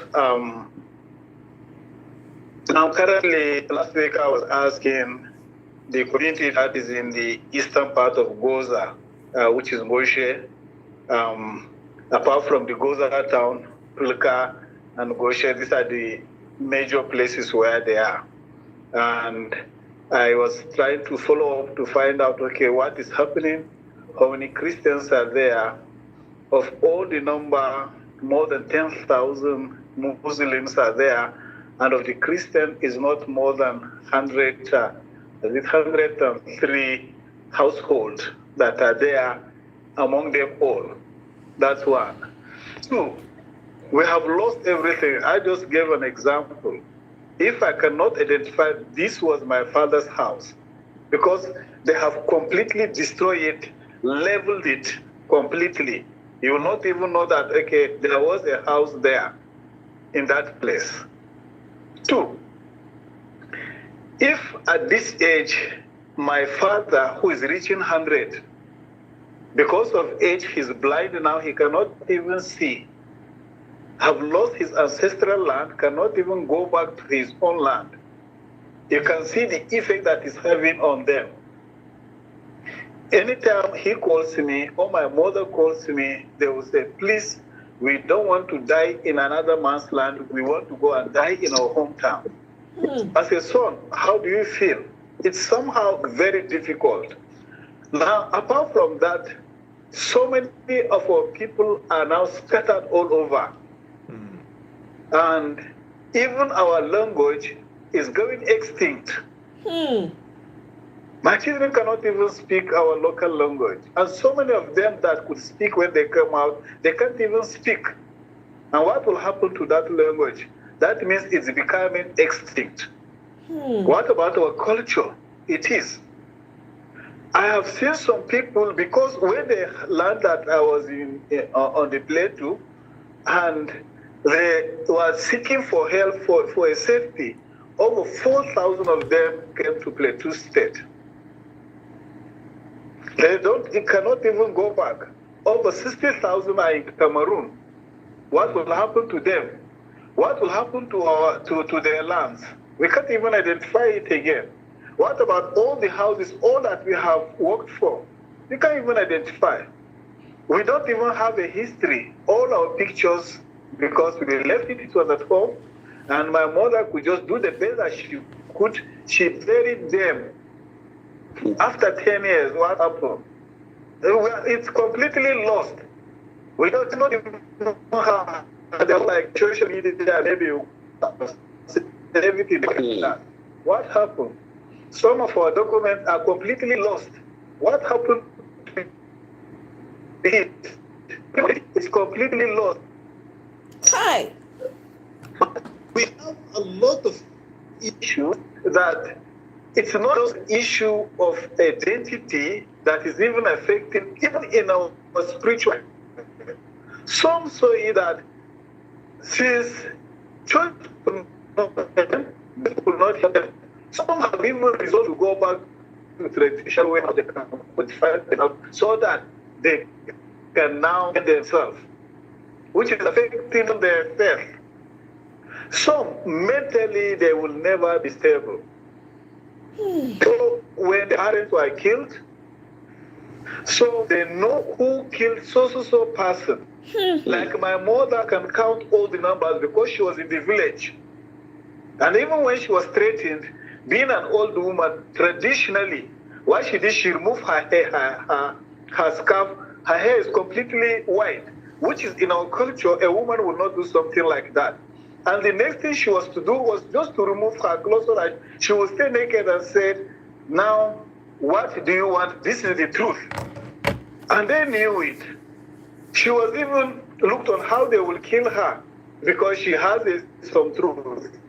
Then the fourth person that was in my is younger brother to my father, Baba Joseph Budwara. No Budwara, I mean. He was killed in the church. Because they wanted to kill my father. My father was not at home. My mother have already carried my father out of the house. So they burnt, because they know his room, they now burnt that room. Wow. Thinking that he will be dead inside. And who are the people that did this thing? They are my uncles and my cousins. We know them by name. Oh my God. So they are, know them. They are your cousins and your uncles of a different faith. They are my cousins and my uncles. Of a different faith. I swear to God, if this stuff doesn't fix your pipe problem in under 15 minutes... Are you people hearing what I'm hearing? God damn. This is what Tinubu agreed to these people to. It's just the difference, it's just religion. Oh my God. We know them. It's not that we don't know them. It's a fictional story. So in this case now, because there is a question. No, sorry, Ali here. People in the comment section been asking question whether the Muslims in Gaza are indigenous or how come. But if you're saying that they are your cousins, that means they are as well indigenous people like you are. The only problem is that's the only issue here is a question of religion. Yes, a lot of them, if they are foreigners that came late, but most of them that were leading were our own people. We know them by name. Reverend Dr. Ayuba knows it. We were among the team that went for under the United Nations for humanitarian dialogue. And I explained everything to them. And some of these, my uncles were there. And I pointed their names, they were there. Assuming they're here, I could have called their names. And what happened? That thing could not materialize because they refused to sign the document. They wanted to twist even the statistics. They wanted to twist the narrative of what happened. And we said, no, we know the story and this is what is happening. And we called them by names. So we have indigenous Muslims that are from that community. Some of them are our relations. Some of them we school together with them. And they could do all these things to you because of religion. Just because of faith. To shock you, my uncle's wife, the elder brother to my father, same mother with my own father, his wife, who was a Muslim, led other people to go and kill her own son. Oh my goodness. He's in Abuja. She just died last year. After she suffered, she went to Cameroon. She came out and she just died in Taraba. So her own son now wanted to come and retaliate to kill her because she was the one that led people to come and kill her own son. Because the ideology they gave there, that if you kill somebody close to you, you will be rewarded. You have a higher reward. So what kind of demonic the ideology they were having. So they are not far, we know them. There are some people that came and joined because they have a lot of functions. It's like a business like that. But the people that started are our own people. 1992, what are the people that wanted to kill me? I know them, they are my own people. Okay. When they heard that I was in Jos, they even followed me to Jos to make sure that they eliminate me. When I was going to Maiduguri, I had to go under security because they were targeting me that they want to eliminate me. So the destruction they have caused, mentally, we cannot even recover. In terms of resources, we can't even recover. Imagine, all that we have worked for have been destroyed completely. We are starting afresh. Imagine you have children now, you cannot even take them to their own hometown. Imagine you have your parents that are asking you, we don't want to die, we want to go and die in our own ancestral land. You cannot take them. Imagine where I'm working currently, because of the security challenge, they cannot allow me to go there even if I want to go. So it's more than what they're just saying. The impact is more than that one. Okay. It's sometimes it could be, it's benumbing, and that's something like this is still happening in Nigeria of today. Now, Ayuba, I come back to you, Reverend, and when I read some of the reports that I was sent, I think to myself, with over 107,000 Christians displaced, 107. I mean, we'll count up to 1,000, we'll count up to 10, we'll count up to 100, now count up to 107 from Gaza is, are now being displaced. What conditions are they currently facing in these various IDP camps and refugee settlements where they are? Guys, please help me to double tap the screen device to like if you have not yet liked, please, or click on the 3 dots to like the show. Please continue to like. The likes are still very low. Thank you. Man, this is damning, man. Conditions they are passing through is horrible. Hey, it's horrible. Damn. It's unbearable. Evil day Nigeria. Lord have mercy. Give them up, because that has been their prayer. Maybe because of politicians, especially. There is no any intervention in any way. No any. Michael, you dey hear something? Has ever visited them? Maybe. Masqueen, you dey hear something? Na the rat when they inside, Na the rat when they inside, they show road to outside there. Na they hear Tori. Hey! Oh, wetin be this?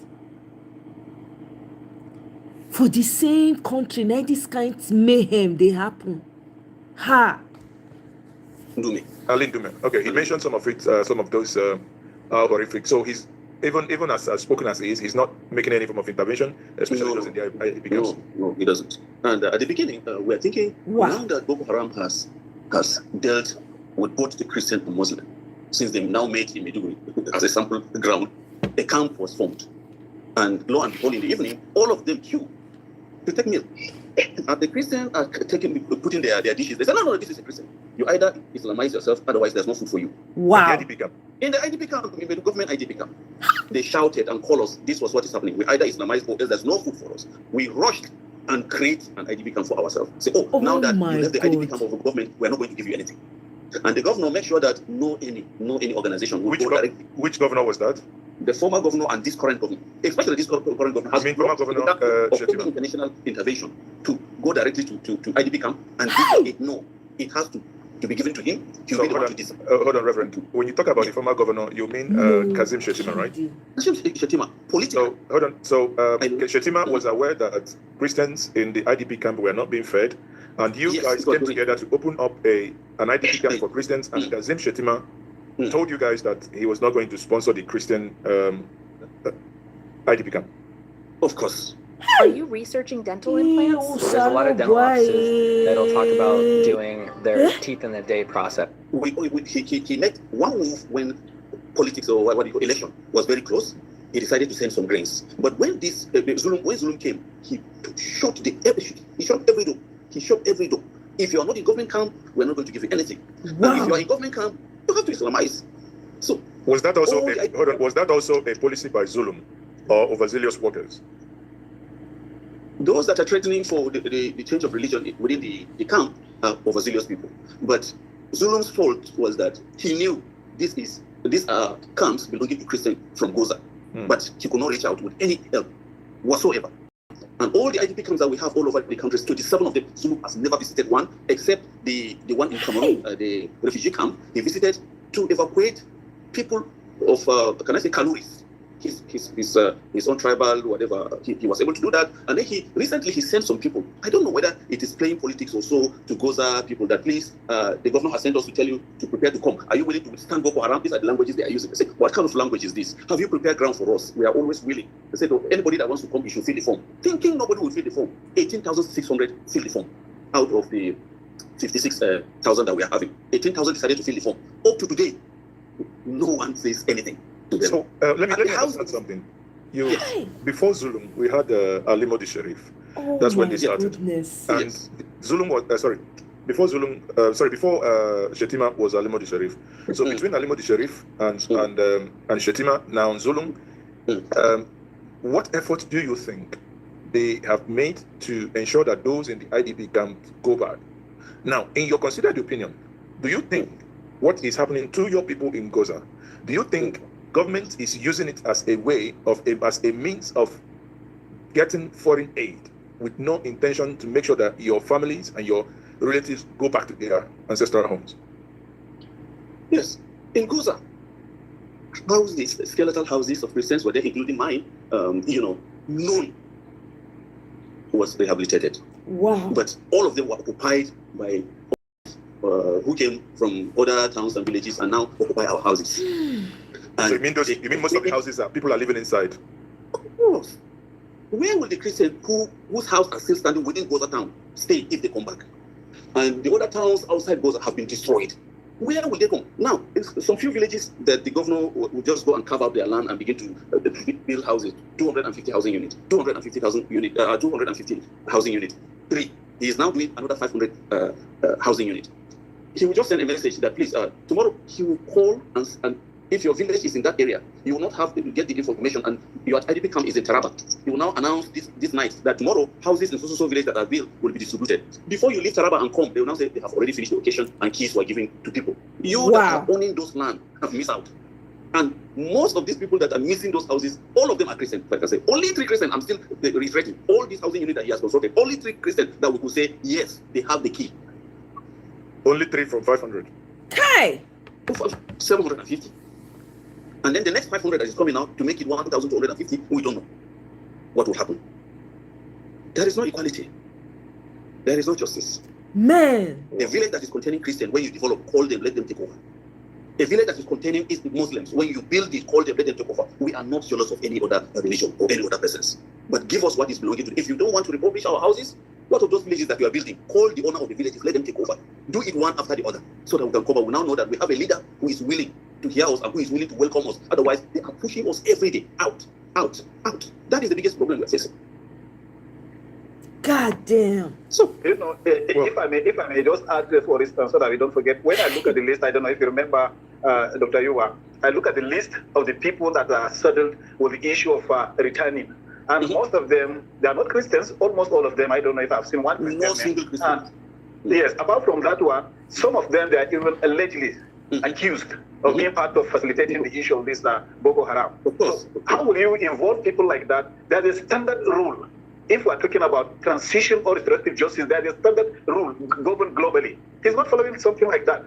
How can you, for instance, just go and announce bring people from Cameroon? There is a standard rule.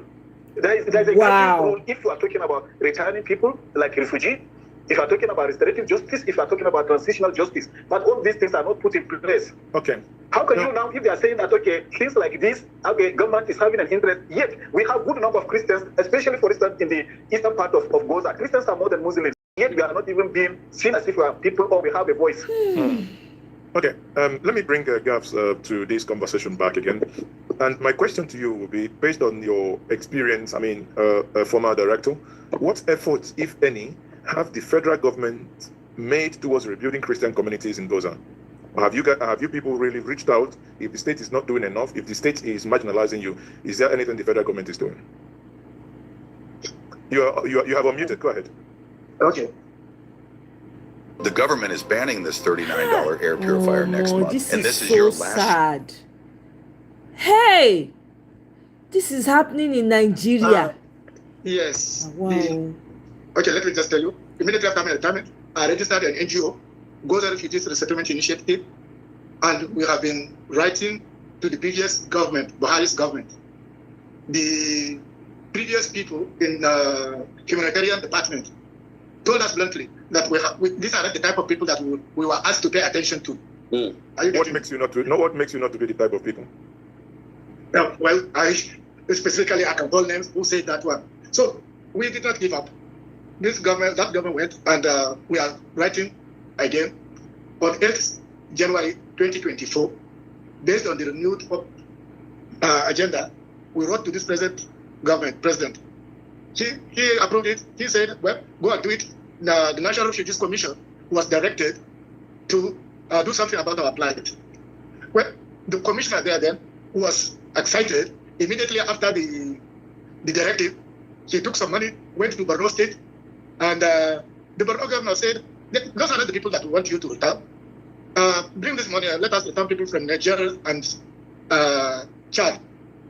Then when he finished that, he came back, relayed the information that some people from Gaza wrote a letter appealing to the president for them to be repatriated back to their ancestral homes. So I called this meeting so that we can now discuss how we can do it. But already I have gone to Maiduguri. The governor has asked me to repatriate people from Nigeria and Chad. Then I talked to him. Said, you are the Honorable Commissioner, National Refugees Commissioner. You said this meeting, the the president gave you directive based on the letter of appeal letter to by the refugees in Cameroon. Then you did not even consult us. You went and took some money, give to the governor.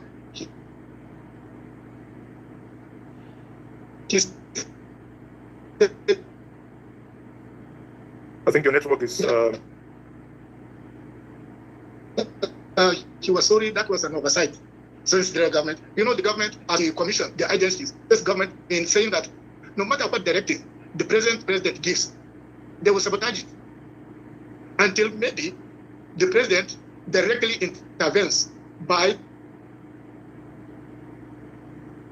constituting a committee to say, okay, repatriate these people, independent committee from these agencies who are there before even these people were expelled, and they couldn't do anything about it.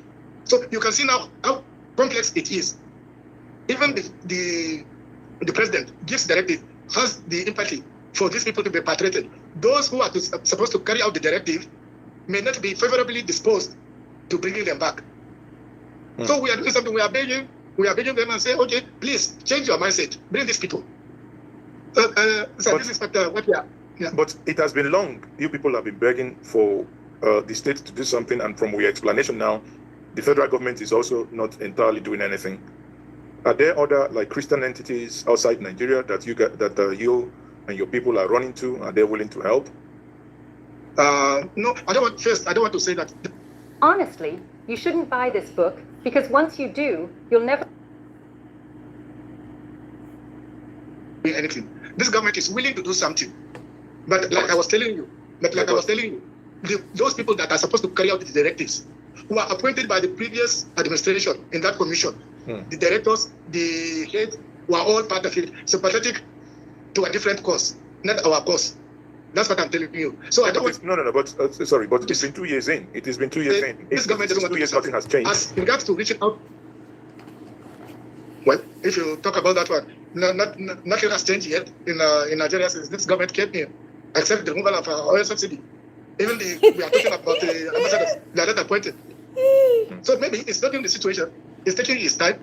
I don't want to speak for the government, but we have seen the willingness on the government part, this government, that these people should be repatriated, but it's been sabotaged within. Okay, so in 1 minute, if you may, let me go to another place. But in 1 minute, are you confirming that there are documented cases of discrimination in the reconstruction or resettlement between Christians and Muslim communities? Precisely.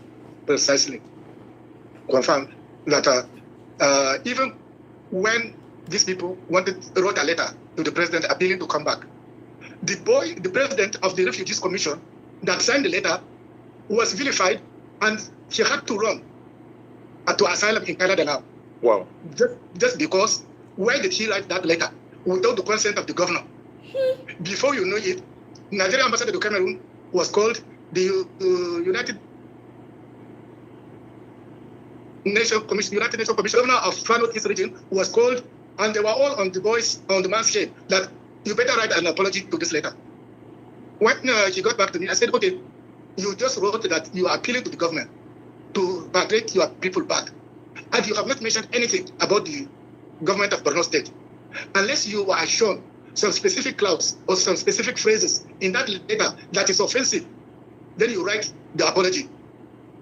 Then they were not able to say it, except that he's a Christian and he wanted to repatriate these people back. But was anywhere in that letter that she mentioned about the religion or the belief of those people?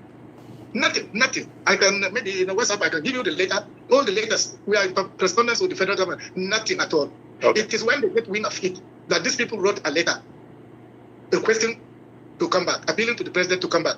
Then they got annoyed.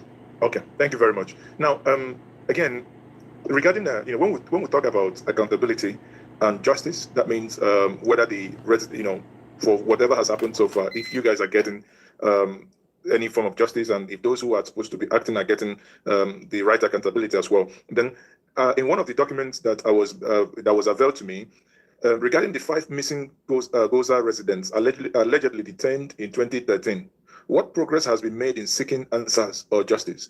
Ayuba, I don't know if you were able to take that, and Alizaki, if you also have any contribution on that. I hope you are aware of It that. wasn't fine when you were talking. Please, can you repeat it?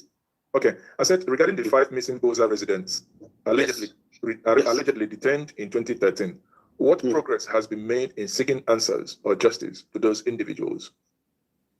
No progress yet, but we did our best at the inception of the event. We follow up immediately. So where are they now? We don't know where they are.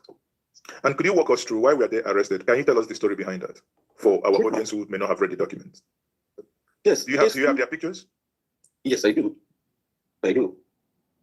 They sued against the pictures are here, right here. Okay. You can see 1, 2, 3, 4, 5. So except this one, by my finger, except this one. Okay. But Mr. 5. So what were their crimes? Their crime was simple.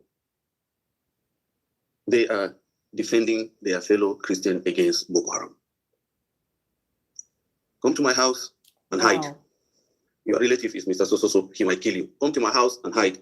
Suddenly, we don't want to connect it to an event that has happened when the former deputy governor came in with one of the House of Rep man now, when he was a commissioner. They came in to consult people that were displaced. Before they came in, they sent a message. Please, Muslim, gather in one place. We are coming to greet you. Instead of coming to greet the Christians that were displaced. So it was the Muslims who were living in their home now, quickly left their home and gathered in one side, and they brought food for them and so. Suddenly the Christian, this youth came in and said, no, this is not justice. We are the one who were chased out of our homes. These guys have been in their houses. And now you are bringing food for them. Here we are, outside our homes. Suddenly they took offense. 5 days later. Who were those that took offense? The state government officials? The governor, the deputy governor was there, and then the commissioner was there. And that was under Sheriff? No. Yes. No, that was under Shetima. Under Shetima, okay. Yes. So but I thought Gav said that Shetima could be considered a moderate. No, his deputy was from Biu. He's late now. So 5 days later, here are these 10 youth from Maiduguri, and they happen to be from that same village, with a tag that they announced civilian JTF bearing Christian names, and all of them were Muslims. We know them by name and by face. They went into the village and were able to adopt 3 of these youth who spoke against the authority, and beat them into pop, brought them to army checkpoint, point, and said, please, these are Boko Haram. Can you kill them? Thank God one of the army recognized one. This is Matthias. He's neither even a Muslim, not to talk of Boko Haram. We know him. There was a clash. Before they could take any action, over 300 women came in, women fellowship, with their wrappers, with their uniform, church uniform, that these are our children, they are not Boko Haram. They are all Christian. Release them. They did not release them. Suddenly, they called the attention of the former vice chairman of the local government, Honorable Bukar Musa. Is the first on the list. Yeah. He rushed there and called the attention of the army. Please, please, please. I know all these boys, they are all Christians. They are not Boko Haram. Release them. They said, okay, after 30 minutes, we will release them. And they kept communicating. The army kept communicating. After 30 minutes, he entered again. He said, you promised after 30 minutes. Here am I, please. They said, no, go out again after 1 hour. They kept communicating. After 1 hour, the women pressurized him. Please enter. Daddy, enter and tell them to release our children, please. He went in. That was the last time, they couldn't allow him to come out. They joined together with him. Suddenly, they came out and scared people with guns. And women, youth were running away. And then here are these 4 people behind their pickup with 2 armies standing ahead of them with guns. They left 9 vehicle of armies on convoy. They left towards Fulka. And they left with all of them. Either they will be going to their office in Goza or they will take them to Maiduguri. Hey. Up to now, we don't know where they took them. We knew the armies that were on duty. We knew those boys who went and did those atrocities. We knew them. We wrote their names to the army. Up to now, the only letter the army, after writing about 4 letters to them, they now reply to us that that area, they don't remember if they ever used a point there for their operation. And also, the village now has been evacuated, so they can't go there and ask anybody. Call us. We will tell you. We will call hundreds of the villagers to you today, so that you can hear from them. No, that was what they wrote on their letter. So we are still pursuing the case. So, what is your gut's feeling? Do you think that these individuals are still alive somewhere? Or do you think the moment... They will be the only person to tell you, because 2 years ago, this is Victoria, they arrested 3 of the youth from that village again, different youth. We looked for them up and down. We couldn't find them. Nine months later, after we have, almost given up, we went to TV station. We wrote on papers that we're looking for them. They were arrested. We don't know who arrested them. Suddenly, I received a call. I was in Jos. The military intelligence people called me. We are military. Please, where are you? I said, I'm in Jos. When are you coming? The next day, I said, okay, we want to see you. This is a military intelligence officer. I said, okay. I came in. They said, okay, we want to tell you that we're very sorry. We have 3 of your people in our custody. We find out that they are not actually Boko Haram. We're thinking the allegation on them that they were Boko Haram. After doing all our check, they are not Boko Haram. Wait for us in your office tomorrow. We will bring them. We are in our own office here in Zone 4. Suddenly, a black, Sienna came in. And here are these 3 guys. After releasing them, they now begin to tell us that while there, they were asking them, where is Honorable Bukar Musa? After a month, they will still ask them, where is Honorable Bukar Musa? So who is that Bukar Musa? The Bukar Musa is the former vice chairman. The one who came to rescue, who came to rescue them. Yes. Okay. So when we hear that from them, they say they think Honorable Bukar Musa is still there. We should continue to pursue this case. We now wrote to them, please, if they are still with you, release them, because this was the testimony of these guys after spending 9 months with you people. So up to now, that was not. No, but I don't know if I connect the story very well. Yes. If the military that held these 3 boys or 3 men will be seeking answers from them as to where Honorable Musa is, that means Honorable Musa is nowhere to be found again. Because why don't they ask their army officers who exactly? So why were they asking those that came? So probably what I'm thinking, what I'm deducing from here is maybe from the report they've read, there was no entry made that Honorable Musa made it to the station. So maybe they've told them we'll release them in town. So they were asking those boys who now came from the same place to know if they knew if Musa was still in the community. I don't know, but that's the only deduction I can do. Honestly, this is some of the things I'm hearing this evening sounds like nowhere to be found. So sounds like science fiction. And let me bring Alizaki here. It appears in the quest to find answers, you visited groups like the Brekete family, Ordinary President Ahmed Issa, and you went to see if you can help uncover the truth about the disappearance of the people of yours. Since after you visited Brekete family, has there been any breakthrough? No, our submission is still with them. They asked us to bring the list of the armies and their phone numbers and the list of those either, can I say, fake or original civilian JTF. So their list and their phone numbers, I sent it to them. So we're still waiting for them. They said, okay, I can now go. They can call me when they finish their background check or so. So we're still trusting God. Maybe we'll hear it from them. So we are rounding up now before we take questions from our audience. But before I do, Ali, this question is for you. What role should the Christian Association of Nigeria CAN play in addressing this systematic injustice and what has been lacking so far? Yeah, thank you very much again. I think they can need to meet the people that are at the forefront and they know what is happening.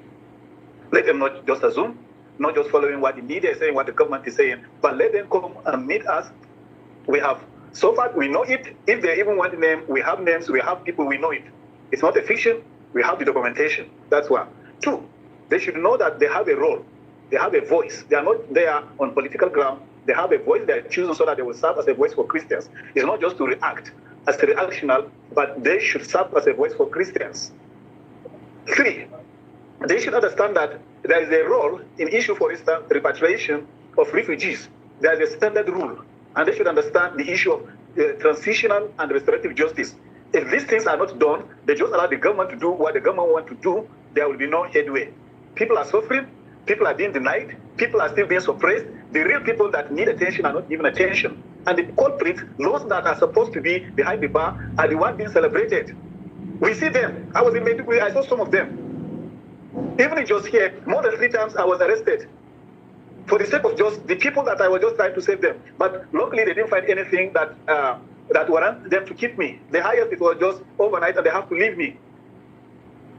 So the church is so quiet. It's so mute. So have you tried to reach out? Yeah, have you tried to reach out to the to CAN, officially as an organization, as an entity? Have you, the way you made effort to reach the government, have you also tried to reach CAN itself? We have tried through our national office. We have so many press releases that we have written. Reverend Dr. Yuba is having the sample of the copies, can even share with you. We have tried to reach out, even meeting with them, even in person. But at the end, there is no headway. It's just like what is happening now when the issue of genocide came in, and you see a lot of people are even denying, even though that are supposed to watch them. So they cannot say anything. We have tried our possible best, but we have a limitation. The government can block, the other people can block, and the only thing we just pray. And if we have such opportunity like this, we now air our views. This is what is happening. And it's very rare that we will have such opportunity that we are having with you, where the world can hear us. But as far as I am seeing, they can't, if they don't stand up, they have become like as if a political arm of government. They don't have a voice. They cannot stand and talk. Some of them are even being used for political parties, even for campaign. Some of them, their hands are not clean. They have collected some things, so they cannot talk to them. While people like us, we can talk to any of them because none of them can point finger and say, we have given you this and that, or you have collected this thing from us. And that's why we have that voice. And we know that for us, even if we die, it's a gain for us. I wish more women over 60 knew. Tai Chi was created for tired bodies that haven't moved. And if we live still for Christ, it's not a problem for us. And that is the reason we have not collected anything from them. They don't accuse us of anything. Even in the workplace, we have integrity. We are living with contentment. And we can stand the truth. Okay. But how many of them can come out clearly and say, okay, I am now speaking. If I have done this and that, can you now come and allege that I have done this and that? They cannot. They have already swelled their hands. Okay. Yes. On Khan issue, you know, our former Khan Yaman Bishop Naga was shut down by Governor Zulu and said, the way you love your religion is the way I love my religion, so don't talk to me anything about that. He was shut down. Wow. When you took our complaint to him. He has to leave. But the former Khan president, that the Elisha Jafo, has opened his door during the beginning of this issue. He always called us, please come, Goza boys, come and tell me the story. Come and tell me the story. And if we want to publish any article, he do assist us, and he gives some help and encouragement to us. But after the death of Asagi, former general secretary of Khan, the Khan do now, the people we know have gone. When we went there, there's no, open hand and the kind of pushback. We don't know you. I tried it once and twice. It doesn't work. And on my back at the national headquarters here. So it's like that. Okay. So, Gabs, are you comfortable to speak now? I want to find out from you, what do community leaders want the Nigerian presidency, assuming the president is listening now, the National Assembly and the security agency, if they ask you, what is that 2 things that you think your people need urgently? So the question is so open-ended. The 2 things is number one thing is going back to their ancestral homes, if it's possible. If that is not possible, those people that are in Cameroon should be brought back, and at least to be an internally displaced persons in one's country is better than to be a refugee in a foreign land. And they have said this so. So these are the 2 things that we want the government to do. If taking them back to their ancestral homes is not possible, then find a place anywhere within Nigeria, north central Nigeria, either Taraba, Adamawa, where most of people are now. Bring them back, source a land, settle them. Because it has gone to be so complex that if you insist that they must go back to their ancestral home, the insurgency has not finished. But that is their wish, that those people should be taken back to their ancestral homes. But if government finds it difficult because of the continued insurgency, because of the continued terrorism, you have heard how it is going on now. So if that is not the immediate thing we are asking now is find a place anywhere in Nigeria, bring them and settle them. And just in 1 minute, what do you think international for you? The international community is it is part of the IOM. What is that? International Immigration. IOM. What is it? International Organization for Migration. Have written that look, these people are suffering, and the help that we can give them has been reduced badly. This credit trick was banned from the American public for decades. Now, a hidden consumer law in 2020... By what is happening globally. The resources that we used to take care of them has now been reduced by the global happenings. So they are being constrained by what is happening globally. They have communicated that to us in writing. So it looks like, look, your case is a bad one. Take it to your president if he can assist you. So this is where we are, my brother. Internationally, they have written to us officially that yes, your people are suffering, especially those in Cameroon, because what we used to give them to take care of them has now been reduced by by even more than 50%. Wow. So in that case, what do we do? So we'll round up now. Those of you in this meeting, if you have any question to ask, you can raise your digital hand. I know someone raised hand before, and we haven't come to that segment yet. But now you can raise your digital hand if you have any question to ask. And I will take this final question, and I would want us, all of us collectively, to have a say on this. And I will start with Reverend Dr. Ayuba. We've listened to all this, believing that also those in authorities and those who have the powers to make changes to the plight of the Christian community in Gaza are also listening. Now, should that be the case, what immediate steps are necessary to ensure safety, justice, and long-term resettlement for displaced Christian families from Gaza? Ayuba, you can start, then Yes. Ali and Gavs can also intervene on that. Just let that just form part of your closing remarks as well. Okay, That's the solution. I wish that the government agreed to place Gaza, just one local government, under state of emergency for 3 months. They will flush out these people. A local government, single local government, will not take the 3 months to. So you mean that? You mean that Boko Haram are still in Gaza? Is that what you're? Of course, that's what is stopping the people from coming. All those villages that have been wiped out, Boko Haram are there. Wow. And they are enjoying their lives there. They are farming. I thought your governor said there is no Boko Haram in your state anymore. He should go to Gaza East and pass a night there if he can. He can't. He can go to Gaza West and pass a night there. He can't. So a majority of people are in Gaza East and Gaza West, not the central. So it's not possible. And to deal with them will require this thing that I said. Number one, state of emergency on that Gaza local government alone and flush them out. Number two, as he resettle, as he construct for resettlement, remember people that are outside Gaza, especially the Christian community that he has neglected. You should always remember them. And now that they are there, no government help, and they are in the camp, he should create a mechanism which he can, send some help, some palliative to people to relieve to cushion the problem they are passing through. They need a lot of support. So, and then he should set up a committee comprising of all the faiths, including the youth, and every organization with human rights and security together to sit down and provide a solution, A, B, C, of coming back also, and then give him. Number 5, I don't want to expose him. If what we're saying is not true, can we see what was spent so far on Gaza IDP and on construction and rehabilitation and the list of those that are the list of beneficiaries? In the Nigerian context, you're entering a very dangerous territory. Okay. The last one, the new emergence of Boko Haram has come worse than the Boko Haram. That when you voice out, an organization will come out to counter your voicing out your crime. Ever wish you could just paint away leaks? Check this out. This magic invisible waterproof glue stops window leaks, tile. We know people that are behind it. They are politicians, but the more you cry, they will send it again to bring you down by opposite. This is worse than Boko Haram. So if people are not willing to join you in crying, they should keep quiet. Right. Okay. Thank you very much, and thank you for your time. Gabs, if you're there, and Ali, if you're there, if you take a minute or two, and to that question, and your final thoughts. Yeah. Thank you very much. Again, it's relieving that somebody is hearing your voice. Personally, I'm having some relief. And when I told my dad, he prayed for me, and because to him too, it's relieving that the world is hearing our voice. Thank you for that. What we want, one, there's the issue of equality and equity.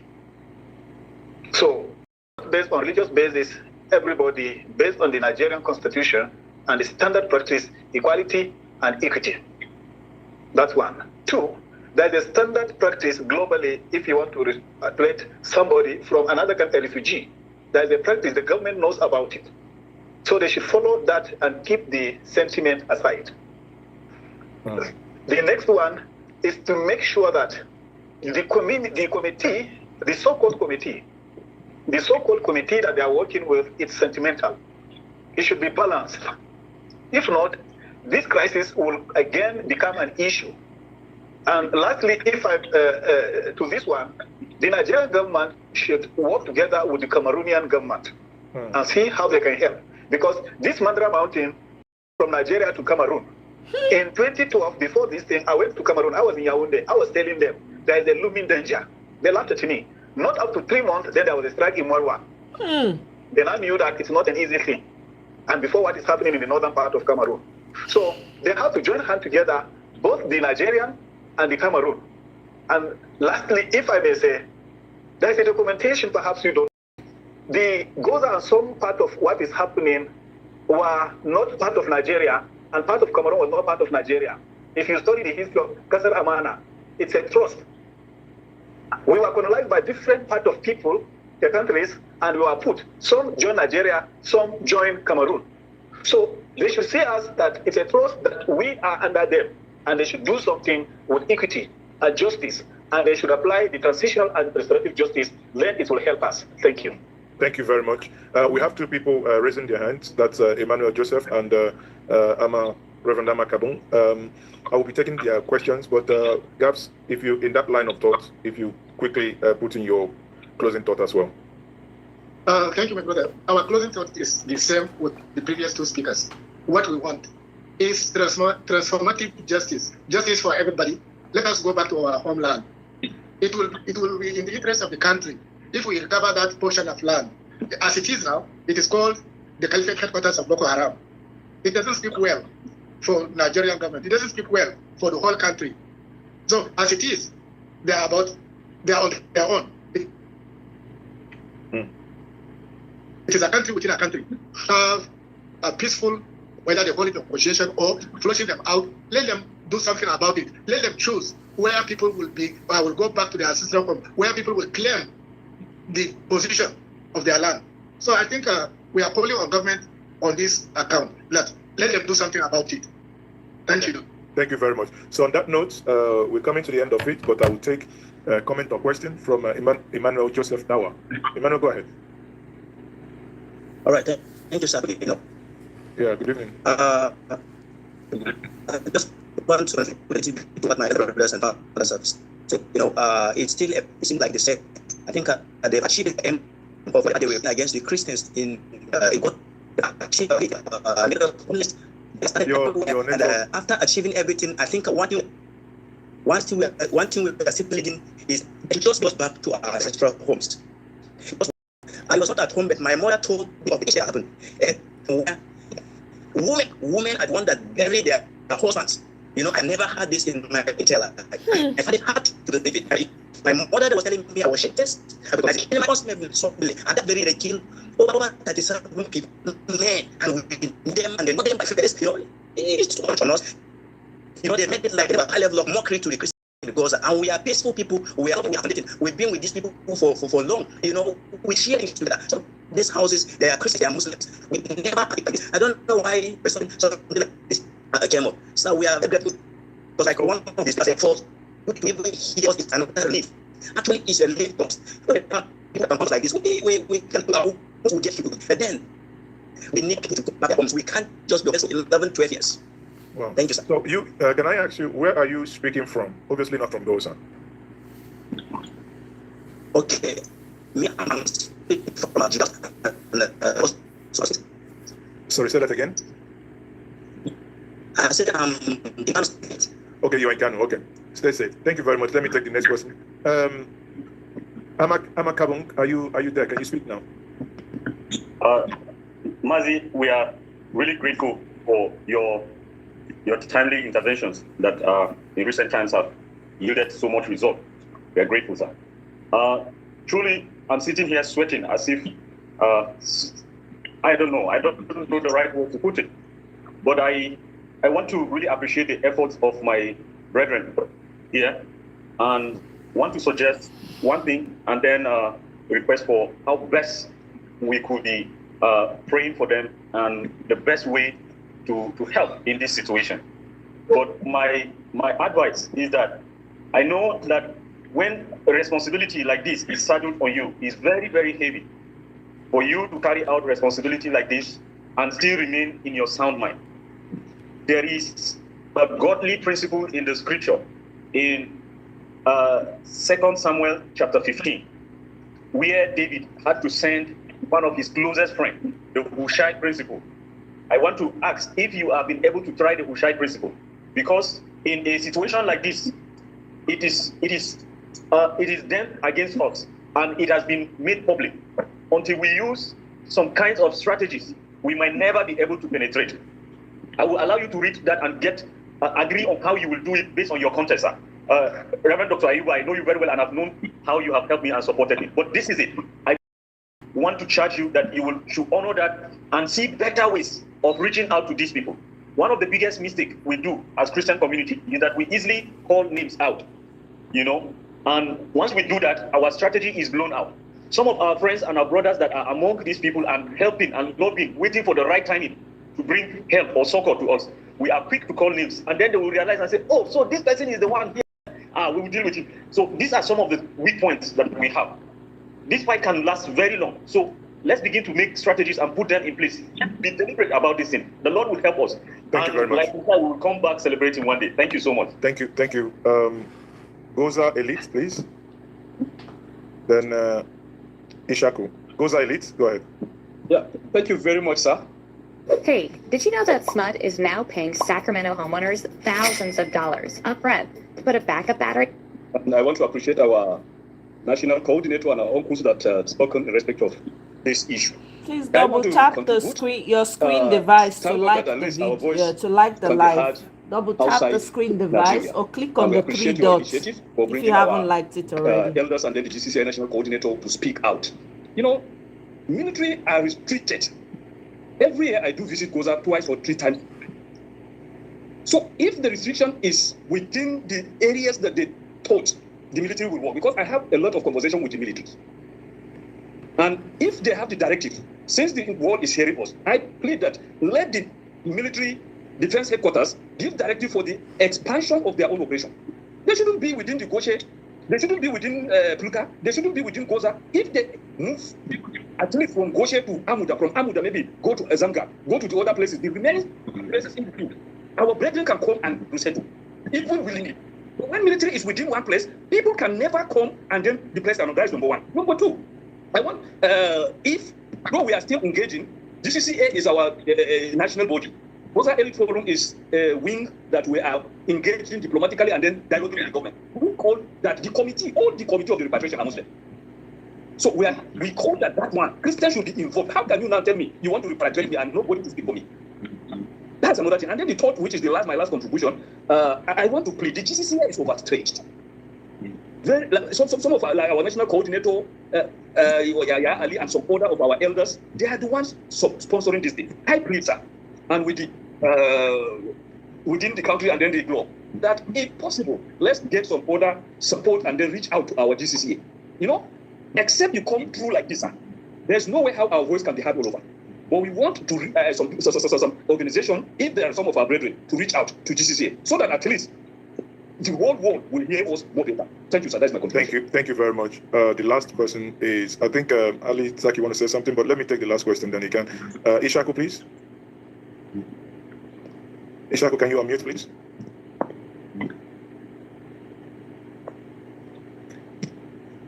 Ishaku, can you unmute, please? Yeah. Good evening, everybody. Yeah, good evening. Honestly speaking, we really appreciate that this time around there are other bodies that are coming to our rescue, especially other Christians. I want to speak specifically and back up the sayings that Zaka Ali and Baba Gabs and Reverend Ayuba have well spoken, that all we need is to repatriate our brethren that are scattered all over the country and others that are in refugee camp. As I speak to you, I'm speaking from Badagry, Lagos. And what we are facing is that all of the communities that have been resettled are not Christian-dominated areas. Only in Goshe that maybe are 50-50. And those people that were resettled in Goshe, majority is like 85 to 90% are Muslims. And within the Polka that have been resettled, where the real location that our Christian brethren are majority, up till now, is unaccessible area. They've only resettled an area whereby it's a Muslim-dominated area. Within the Goza town, they know that it is majority Muslim. All the locations where Christians are dominated, like Amuda, Atagara, Agapalawa, Zamga, Jubilee, all these areas, nobody is even thinking of resettling them back simply because they know if are being resettled, the whole Christian brethren will occupy the places. I once worked in Goza 2016, 2017. There was a sister that applied for a job in a non-governmental organization simply because she was a Christian, Goza Muslim, because they are dominant there, insisted that that lady is not an indigenous of Goza. Thank God by then we have a brother who was serving as a vice chairman. And when this issue rose, his attention was called. It was with the help of that vice chairman that testified that this lady is a Goza indigene. And in 2021, the same scenario happened in Kuka. When Christians we are supporting their application letter to be given opportunity to work with MSF organization, the security that was collecting the application letter was a Muslim. So he will select all the Christian brethren that have applied, remove their application letters out of that box before submitting it to the boss. And the boss of that, in charge of the employment by then, was a Muslim, and he has no other option than to employ an available application letter that reaches his desk. When that thing escalated, when Christian brethren discovered that this was the manipulation, now the manager brought in the application box into his office that everybody that is applying for that job in MSF should drop in his application into that box. And later, when the shortlisted candidate comes out, majority were Christians, and the same Muslims in Pulka community protested that this organization is only employing Christians. They even reported to the CEO in Pulka, and CEO in Pulka immediately called the attention of MSF boss and asked what was happening. The MSF boss explained to him that we are doing employment based on merit. So those Christian brethren deserve to be employed. We are not making employment based on your religion, your ethnicity, or whatever. So that was how those issues were resolved in Pulka. Till date, in Goza Mental and Pulka, for you to be employed in an organization, it gives you a headache. Thank you very much. That's my take. Thank you. I think it's a very fine place to anchor this. Ali, you indicated before, but did you have anything to say? Yeah, I just want to plead mercy, if it's possible, where maybe you will create an opportunity for fiscal meeting, could be where we can gather some of our stories, and it will carry a lot of weight. As you know, a lot of people are not even joining the No, it's fine. It's fine. Yes. I had told Jonathan that I would find time to visit maybe Plateau. I mean, a place that is safe, and that so to speak, I will be doing that with my team. So run like a documentary as to not only Goza but also some of these things that we've heard from many people from the Middle Belt. Okay, so it's something that we have in the works. Hopefully, it's not gonna. I do not think it's gonna be this year, but maybe early next year we'll be doing that. Right? Okay. So thank you very much, everyone. Thank you for joining. Wow. Oh my God. Hey. Omo, evil dey happen for Nigeria. My goodness, the same country. Look at the amount of evil that's happening to people. Hi, God. See the amount of discrimination for your own land, for in land, not be saying a person land, for your own land. Visitors come they discriminate against you. Take your land. You go IDP camp, they refuse to give you the necessary benefits because you are not Muslim. Una dey hear am? Ha! APC needs to die. APC needs to die. Ha! God abeg o. Ha! Jaye, you dey hear wetin I dey hear? Persecution galore. They just dey dish am out like how I wan take describe am now. They just dey do. You know when you dey spray money for party, they say they spray money for all these their party when they do for Nigeria. Now so they dish out persecution. Hey, God, now this kind thing, middle bed people they suffer. Ha! Yeah. Eh? And we see which unity. Which unity? May nobody talk unity near where I do. I beg. May nobody talk unity. May they pack where. They need to just leave northern people alone. Middle belt people, may they, if they want to stand on their own, may they stand on their own. May everybody just do their day. There's no need to pretend. Do you see the level of persecution and discrimination these people have been facing? So take person, papa, mama, they cry, say you won't go, you won't make their burial for where? 100-year-old papa. Hey, God abeg o. Evil dey happen for Nigeria. Now these things, now they sweep under carpet since. The moment of truth is here. Every lie has to be exposed. In order for Nigeria to move forward, what am I even talking about? In order for us to have a semblance Even everybody go on their own, in order for everybody to have peace wherever they are, this truth needed to come out. God damn. They will change their name to suit an Arabic name before they can. God.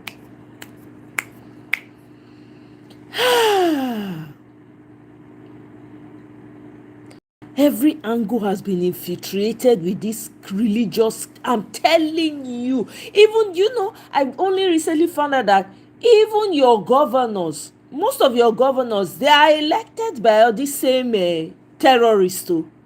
Terrorist supporters, they are chosen by them. That is why you see the states in Nigeria, there's nothing to write home about.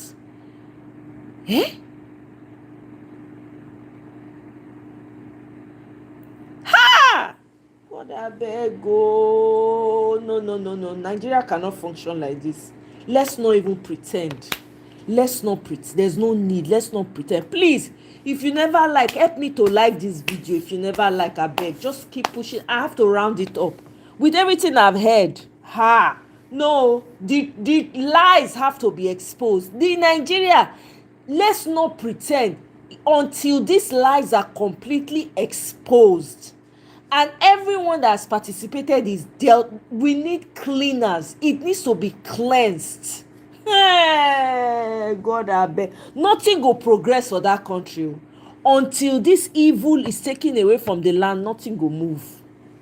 Your best thoughts will not move unless if someone comes in that is ready to do the work. As in, you not go look face. You will deal decisively with the situation.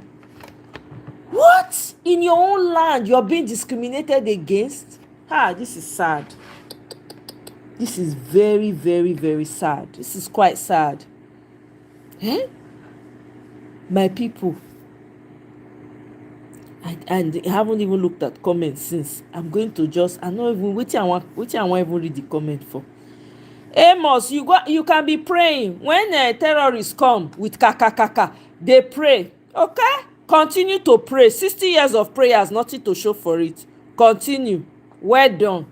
Anyway, my people, now here I go end down. Now here, we live to fight another day. If entertainment continues this December, it means those on ground no ready. Double tap the screen device to like, abeg, or click on the 3 dots. It means those on ground no ready for revolution, as Sowore has been heralding. Herald the oppressing glory. Jaye, you don't turn out to song too. We will see. Now the people, when they see they do dirty December, now they sorry for. When surprise, they go just show up for club. You know, say they like to go club for Nigeria party. Oh, one bear. Now there they go take hold them. Anybody when get sense now, avoid any crowdy, avoid club, avoid anywhere. Stay in your goddamn house. Listen to your music, dance to your music in your house. Oh, let me look through the poll. Okay, the first poll I did, let me pull that up. The first poll was, where is it?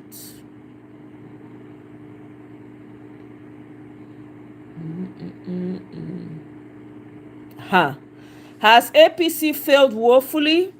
83% overwhelmingly said yes. Only 70%. The terrorism never reached their doorstep. So that's why these are the ones that have sworn that they will perish with this mayhem. So there's nothing you can do about them. Then the last poll I took was, does APC have a slim chance in 2027? 64% said no. And 36% said yes. Okay, those 36%, terrorism never come. None of their families have been abducted. They are happy with the mayhem and the slaughter. They are part of the cults that this man talked about earlier on. Well done. 36%, well done. Nigerian Carol to show. Whoa. We'll go see another time. Thank you so much for joining. Thanks to everyone. I'll see you guys on my next one. Please continue to add your voice, so continue to shout. Now who shout? Now they save. All right. Wanna get nice day, good night, good morning, good afternoon, good evening, wherever you are. Have a wonderful rest of the day. Like on your way out if you have not liked. Thank you. Bye.